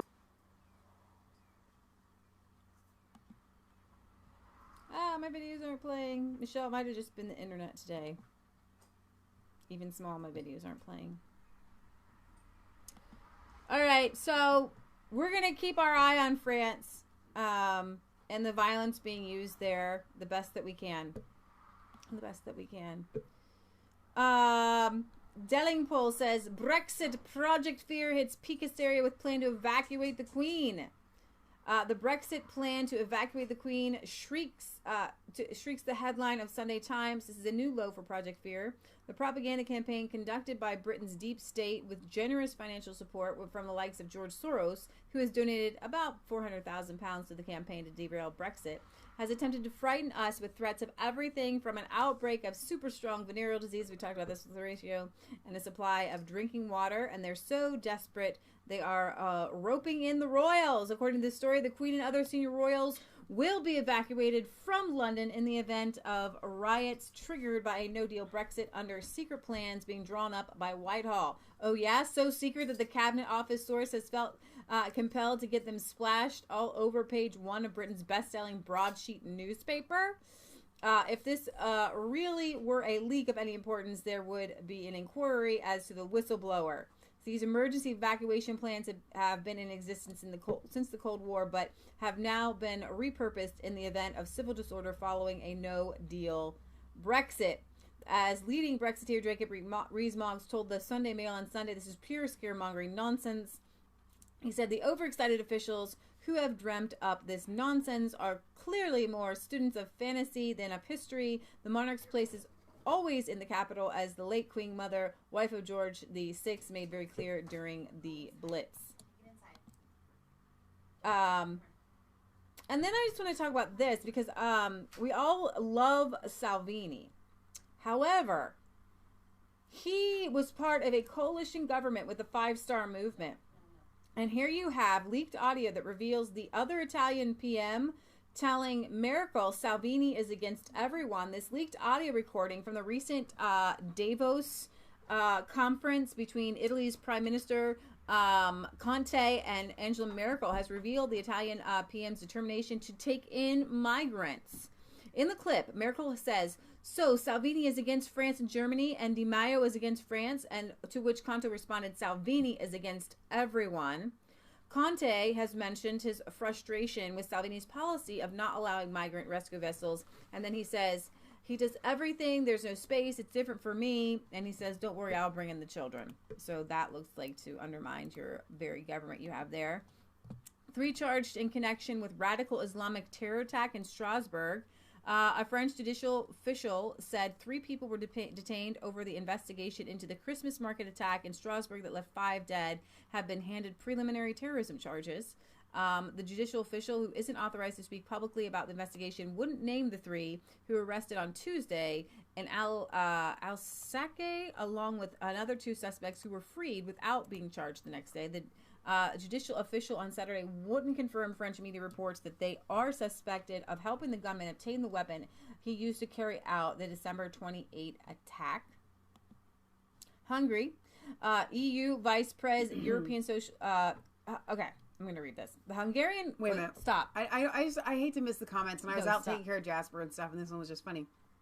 Astenev says it's funny that there are scare stories of no food after Brexit at the same time as there are stories of an obesity crisis in the UK. You think it might help? Yeah, exactly. I get that. I just thought that was awesome. Great. All right, carry on. The Hungarian government has excoriated the leadership of the European Union as European socialists across the bloc for following orders of a network centered on billionaire activist George Soros to increase mass migration.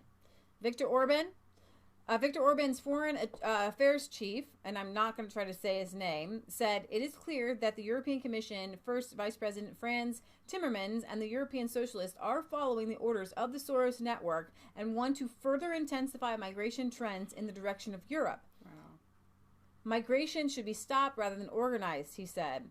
Taking together the migrants from sub-Saharan Africa arriving in North Africa and those in the Middle East, some 30 to 35 million people live in the direct vicinity of Europe who might decide at any point, due to their living conditions, to set off for Europe. Timmermans insisted was Soros's man. He insisted was Soros's man. Otherwise, he would not have received Soros 4 times. Wow. And the head of George Soros-funded organizations numerous times. That's a no-brainer. I mean, you don't receive that kind of person if you're not in cahoots with them. George Soros doesn't go and visit everybody. And then with the latest decision to triple the available EU funds to the non-governmental official organizations, which just bring people in, this has become a mere campaign tool for pro-migration liberal left. It has become increasingly apparent. Prime Minister Viktor Orban said in his radio interview last Friday that George Soros is trying to expand his influence in European institutions. What I find interesting about Viktor Orban is George Soros is Hungarian, and they are trying to rein him in and warn the world that this guy is bad news. Sure. And I appreciate that very much. I know. I love it. They're owning it. Yeah. This was what I was talking about. Whistleblower, UK Fire Brigade setting harder entry tests for white men. The war on white men continues. The whistleblower has accused an English fire brigade of setting entry pass tests significantly higher for white men than for women and ethnic minorities in order to meet diversity quotas. West Midlands Fire Service requires white men to achieve 70% in a verbal, numerical, and mechanical reasoning test before they can progress to an evaluation for their physical fitness, while female candidates, black candidates, and candidates with Asian roots and other ethnic minorities only need to make 60%. Now, let me ask you this. Have they made it harder for the white males, or have they lowered the standards for everyone else? And if that is the case, that should concern you, because these are not, we're talking about life-saving measures. We're talking about stopping fires. These people have to also be trained in paramedics, things like that. I mean, you should never lower the standards. I'm all for diversity, but there's a reason why men tend to take certain jobs. If I am going to try to break into someone's house that's on fire, An axe. A lot of I can't even kiss my neck. But like seriously, yeah, and carry people and carry out. a man out or something like that. I do believe that there are things that men are better at, and you just have Why to say is it so difficult to admit that men are physically stronger? We have a next door neighbor. Tiny little guy, okay? His waist is about this big around, probably the same height as me. His arms are probably this big around. Dude is stronger than I am. Yeah. He works like a horse all day long. And seriously, he is physically stronger than I am because he works so hard, and his physicality as a man makes him stronger. I have met a woman firefighter who was stronger than probably most men. Okay. You have to work 10 times harder to be that strong. But get this, the whistleblower also alleges that the fire brigade is splashing out some $2,500 a month on Facebook ads targeted specifically at women at a time in budget cuts. Seriously, this directly discriminates against white men, the whistleblower complained. Not only are they discriminating against large parts of my community, but they are also using huge amounts of public money to do so. It's not fair on the members of the community who rightly expect the best people for the job will be selected to serve on the front lines. It's difficult to swallow knowing people have not been able to achieve their dream careers because they are too white or too male. The Mail claims to have seen a leaked memo showing West Midlands Fire Service wants 60% of its new recruits to be women. Then 35% of the so-called BAM, the Black, Asian, and minority ethnic background, by 2021. So 60% of its new recruits have to be anybody but a white male, which would leave white men largely underrepresented. It actually doesn't make any sense.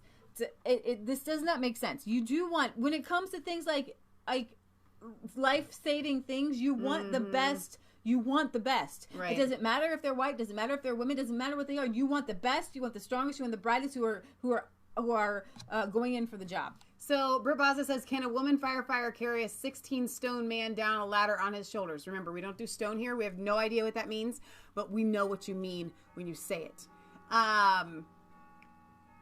Let's see. Adeline says, I told my class this in an oral report. Women were designed to protect life. Men were designed to protect women protecting life. That is absolutely beautiful. That's beautiful. Jean Wallace says, equality for all your complexion or sexuality shouldn't matter. Redneck says, I was a firefighter. You have to be in peak shape. Yeah, you do. You really do. So, people are pretty upset, but I'm kind of excited. Over here in America, there's a thing called Turning Point USA. It's for college students and for young conservatives. Candace Owens is a part of that. Charlie Kirk is a part of that. But Tories are warning against the new UK Turning Point because of its connection to Nigel Farage and the, quote, far right. In a copy of an email obtained by Breitbart London that was allegedly sent out to the student associations, Scott Grace, a student liaison officer for the Young Conservatives based at the Conservative Party headquarters in London, appears to urge students not to work with the organization founded by conservative activist Charlie Kirk, whose stated mission is to identify, train, and organize students to promote the principles of freedom, free markets, and limited government. Some of you may have been contacted by an individual called Jack Ross, representing an organization called Turning Point UK.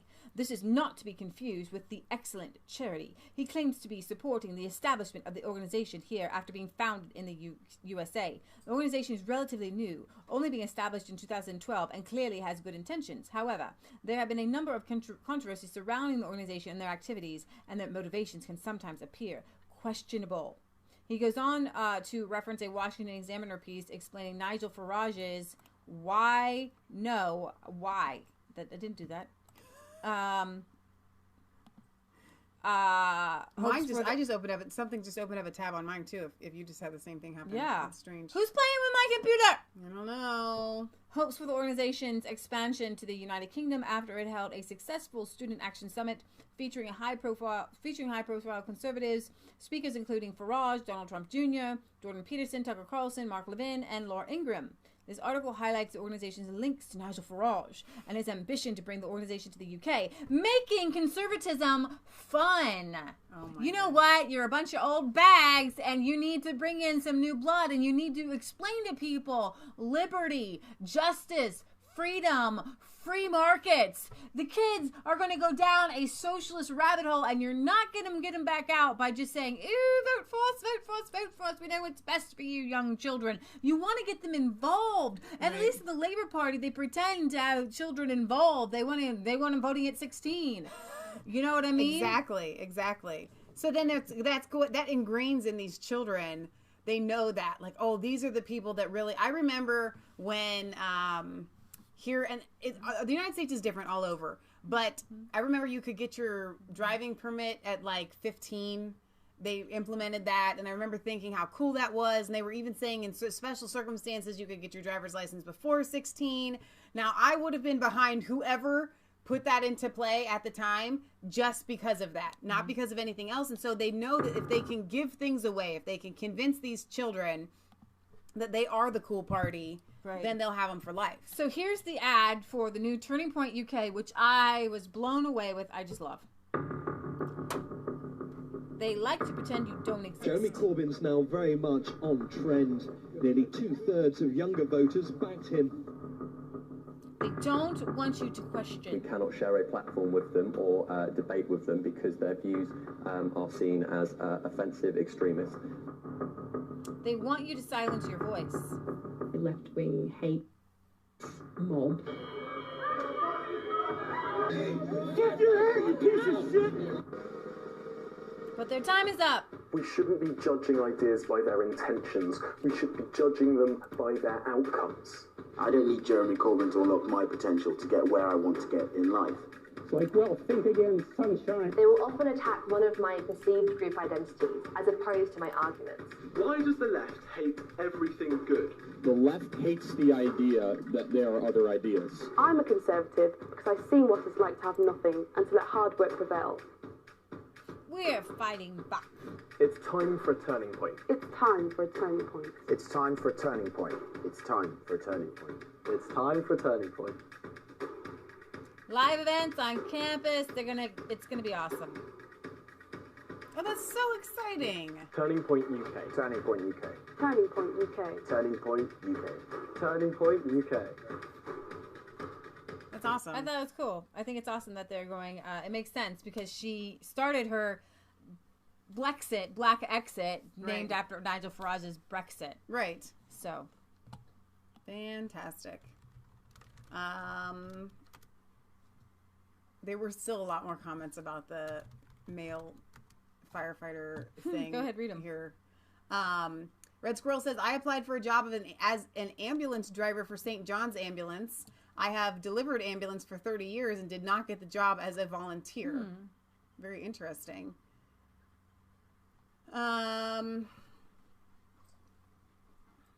Let's see. Dale says, I wonder if white people in the UK can just form their own fire brigades, kind of like for us, by us. I don't know, because then where would you draw the line at being able to go and help people?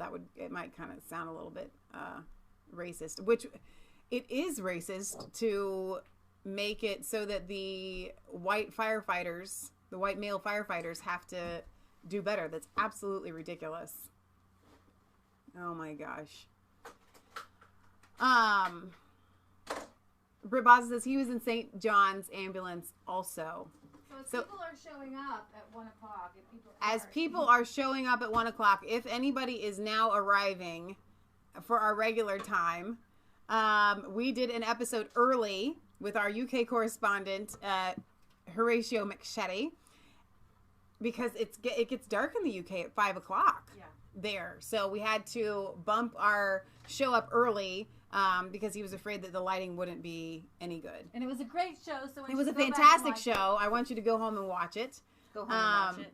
Just rewind it. Yeah, rewind it. Excuse me. You're probably at home.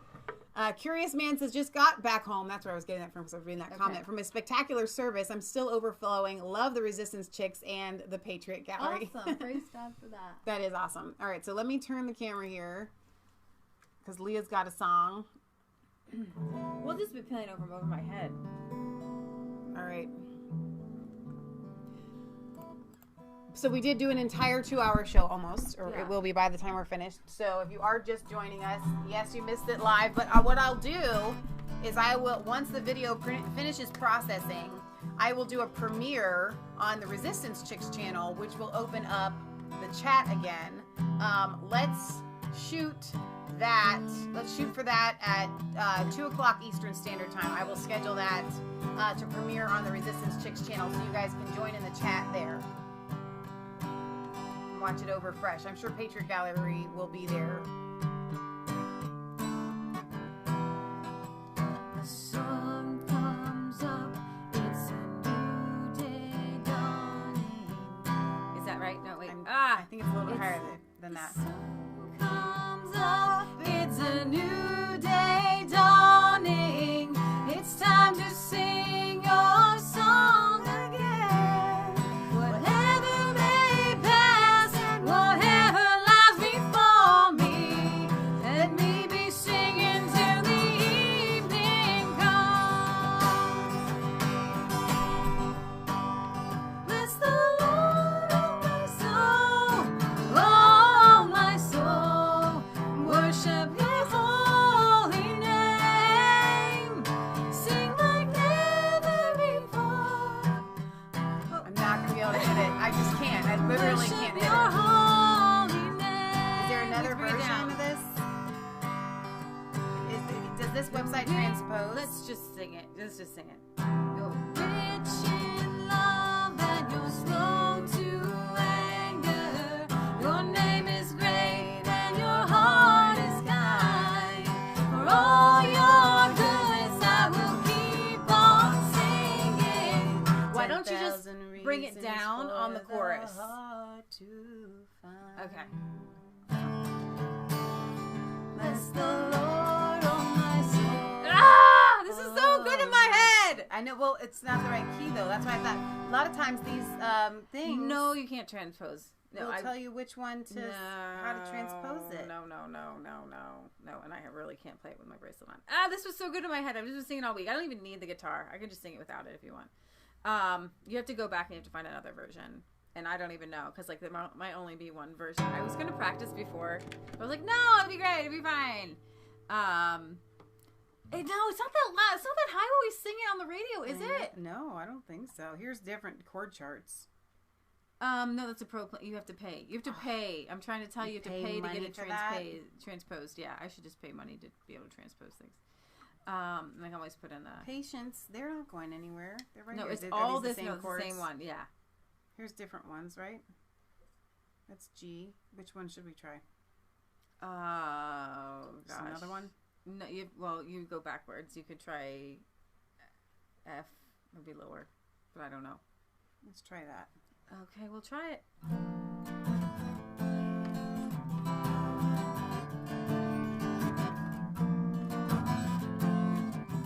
This is the chorus.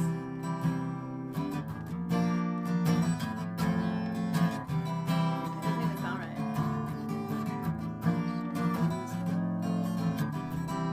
Let's try for the verse. The sun comes up, it's a new day dawning. It's time to sing your song again. Whatever may pass and whatever lies before me, let me be singing when the evening comes. Bless the Lord, oh my soul, and worship His holy name. Sing like never before, oh my soul, I'll worship your holy name. We can do it. This one. You're rich in love and you're slow to anger. Your name is great and your heart is kind. For all your goodness, I will keep on singing. 10,000 reasons for my heart to find. Bless the Lord, oh my soul, and worship His holy name. Sing like never before, oh my soul, I'll worship your holy name.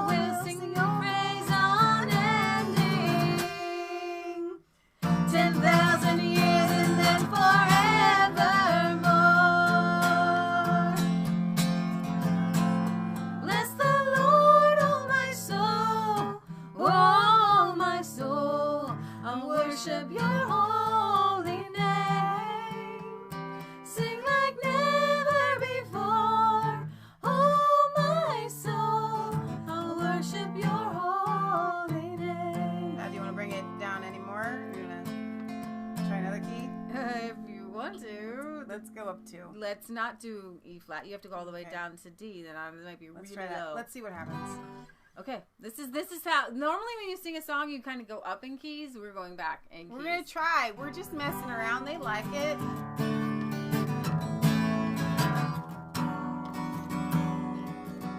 Sun comes up, it's a new day dawning. It's time to sing your song again. Whatever may pass and whatever lies before me, let me be singing when the evening comes. Bless the Lord, oh my soul, oh my soul. I worship His holy name. Sing like never before, oh my soul. I worship Your holy name. See, Michelle goes high. She wants to do it because she wants to. That's all. You're rich in love and you're slow to anger. Your name is great and your heart is kind. For all your goodness I will keep on singing.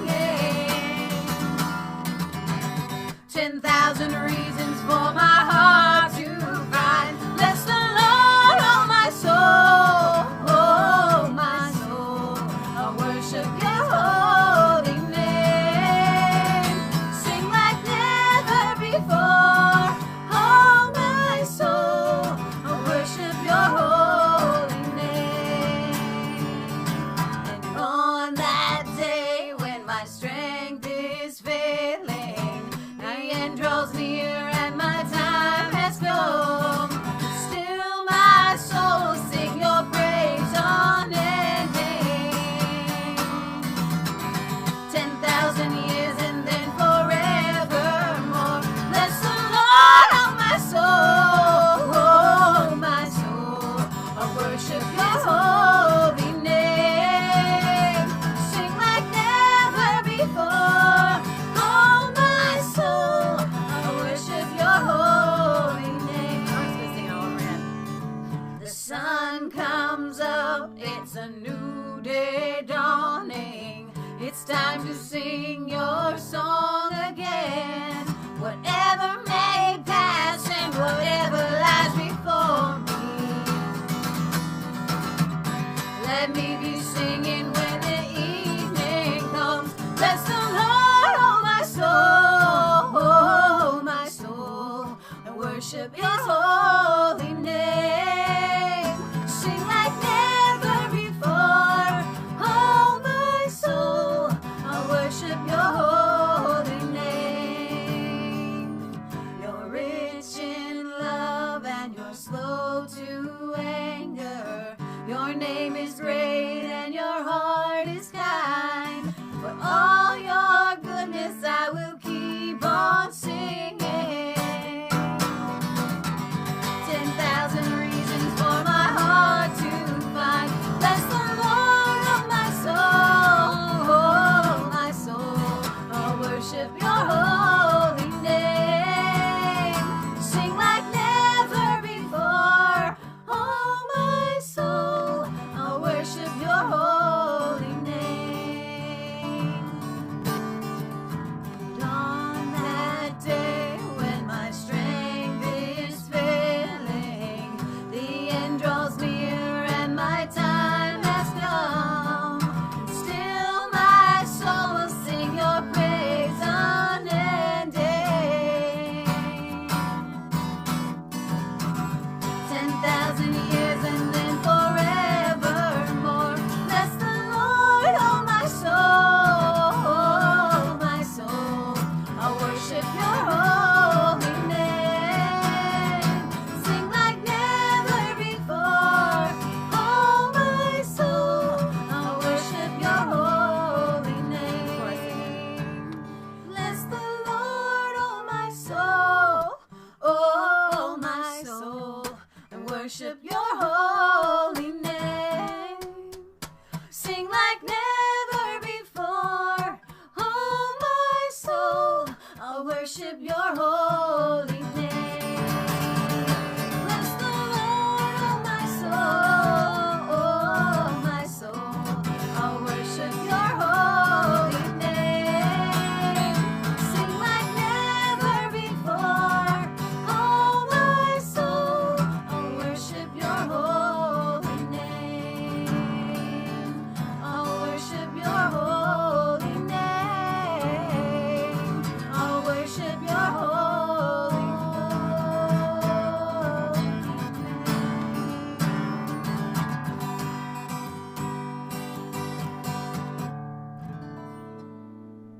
one at the third time. Success. Third try. I don't say it's a charm. We don't do that sort of thing. You should just seriously. like print it out. Right. And, we'll just remember the key of D. Bookmark this one because I didn't on this these chord that you can do the transpositions. Okay. The P and W chords. I have a little chord chart and I can transpose with my little chord chart, and I can't do it on the fly. I gotta think it through. Okay. Do you have another song you want to sing? No, I don't really know. So again, like Leah said, if you're just joining us for our 1 o'clock show, we went live at 11, so you'll have to watch it back. We did a really fun interview with Horatio that you will not want to miss. But like I said, I will premiere this at 2 o'clock. Hopefully, it takes a little while for me to download the video and then re-upload it and process it. But we're going to shoot for 2 on the Resistance Chicks channel. That'll reopen the chat so you can just join each other all over again.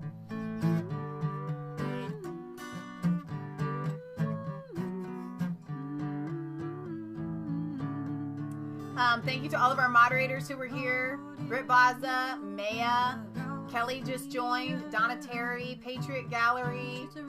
Was Gary here today?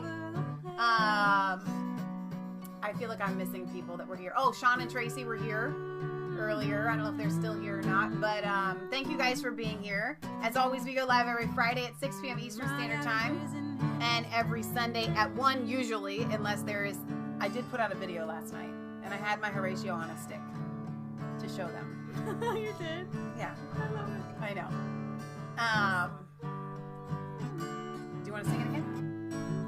I was just gonna make up some verses. That's what I've been doing all week. Okay. You guys will stick around.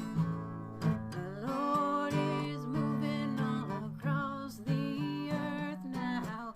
Patriots are rising up all over the place. Wherever you're at, the Spirit is moving. It's a real deal and it isn't fake. Bless the Lord, oh my soul. Oh my soul, I'll worship His holy name. It's like never before. Oh my soul, I'll worship Your holy name. 2016 was a really big year now. We had Brexit and Donald Trump, and people started waking up all over the place. And the devil started to lose his grip.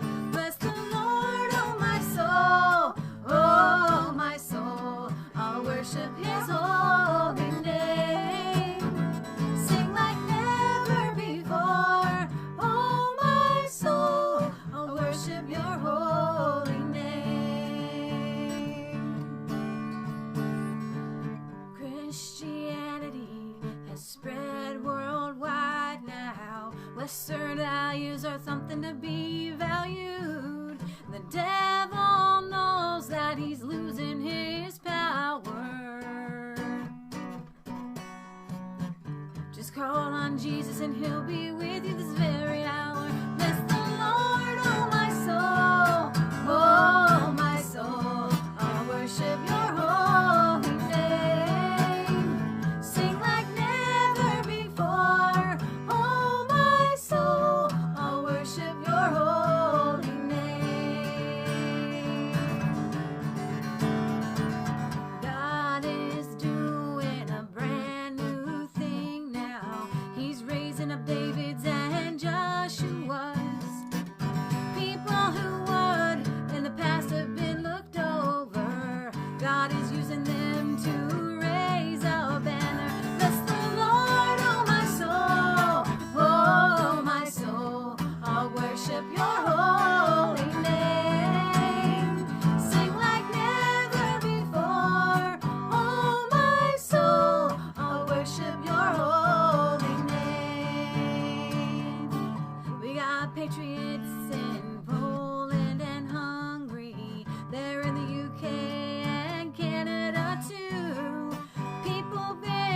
hiding because of PC nonsense. But the satanic grip is becoming unglued. Bless the Lord, oh my soul, oh my soul. I'll worship your holy name. Sing like never before, oh my soul. I'll worship your holy name. Communism and abortion, feminism, they're all evil to the core. The only way you can undo them is with the power of the gospel. Praise the Lord and then praise him some more. Bless the Lord, oh my soul, oh my soul. I'll worship your holy name. Sing like never before, oh my soul. I'll worship your holy name. We see what's happening in Italy now. The Pope, he's being unmasked. And real good Catholics, yes, they do exist now. They're calling on Jesus and they're turning things around. Bless the Lord, oh my soul, oh my soul. I'll worship your holy name. Sing like never before, oh my soul. I'll worship your holy name. Now, here in America, Democrats ran as Republicans. Bush 1 and Bush 2. They started foreign wars and they killed lots of babies now. But we're not standing for it anymore. We're taking back power. Bless the Lord, oh my soul, oh my soul. I'll worship your holy name. Sing like never before, oh my soul. I'll worship your holy name. They might smear your good name and call you far right. No one even knows what the heck that means. But if they're calling you old dirty names now, just know you might be on the right team. Bless the Lord, oh my soul, oh my soul. I'll worship your holy name. Sing like never before, oh my soul. I'll worship your holy name. For the past 100 years the devil's worked in darkness, and he's gotten so many awful things done. But now the light, oh the light is shining. Oh, and evil has been unmasked. Bless the Lord, oh my soul, oh my soul. I'll worship his holy name. Sing like never before, oh my soul. I'll worship your holy name. Now, Patriot, there's not much you have to do, so don't you worry. To fight the darkness, there's only one thing you gotta do. Just let Jesus shine, let him shine through you. 'Cause the darkness loses power when the light shines anew. Bless the Lord, oh my soul, oh my soul. I'll worship your holy name. Sing like never before, oh my soul. I'll worship your holy name. I will worship your holy name. All right. City says it's time for you to stop the show now. I got a milk bone. It's normally when we're starting our show. So, also, I forgot. I told everybody that we would be live on Friday, but you know when else we will be live? We will be live on Wednesday for the State of for the the Union State address. of the Union address. The State We will of the Union, stream the that State of the live Union. for you guys. Leah had It said may be in a basement, probably be right here, but it's okay, man. We'll make lamb. Leah had said that it would probably be. I said it may be in the basement. Maybe. We're gonna shoot for it. We'll try. You we never shall know. see. You never know. You never know. You It got could 3 be in the days, basement. Annie. You You got never 3 know. You days, got Annie. Sunday to Monday to Tuesday to Wednesday. You got a lot of days. Well, let's see what happens. We will see what happens. We gotta light things that are mixed up. We gotta switches. We gotta switch out. Something happened. The power's out right now. We're fixing the light bulbs. We're fixing a lot of things. But you know, it just might have happened. Right. Okay. So you can say, if that's a Lord leads, if it happens, it happens. If it don't, it don't. But it Right. will happen sometime, so don't you worry. And it's just for our convenience, actually. It is. It is. I think you guys will like it. I don't think it's gonna be like this great big wow for you guys. Maia really enjoyed your making up the lyrics on the fly. Well done. Yay, Okay, guys, we're gonna sign off here. Once again, leave comments in the comment section thanking Horatio for his generous time. Yay, Horatio! Not just in the live chat here, because he's probably not watching because he doesn't watch the thing. Leave it in the actual chat or the comment section after the video processes. Sanhar says, Wednesday, thanks for the warning. I thought it was Tuesday. Well, I just pulled up the calendar. Isn't it? It's the 6th, which is Wednesday, right? You want a toy? So you just want me? Hopefully I will just put a little video out ahead of time to remind you guys. I don't even know what time it is, so I need to check into that.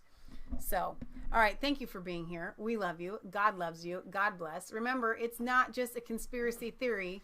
If you just needed a hug. Sometimes you do just need a hug.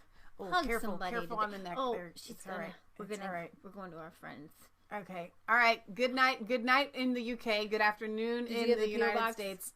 We do have a PO Box 107 Milford, Ohio 45150. If you send us your letters, we will read them on air unless otherwise stated. All right, you guys. God bless.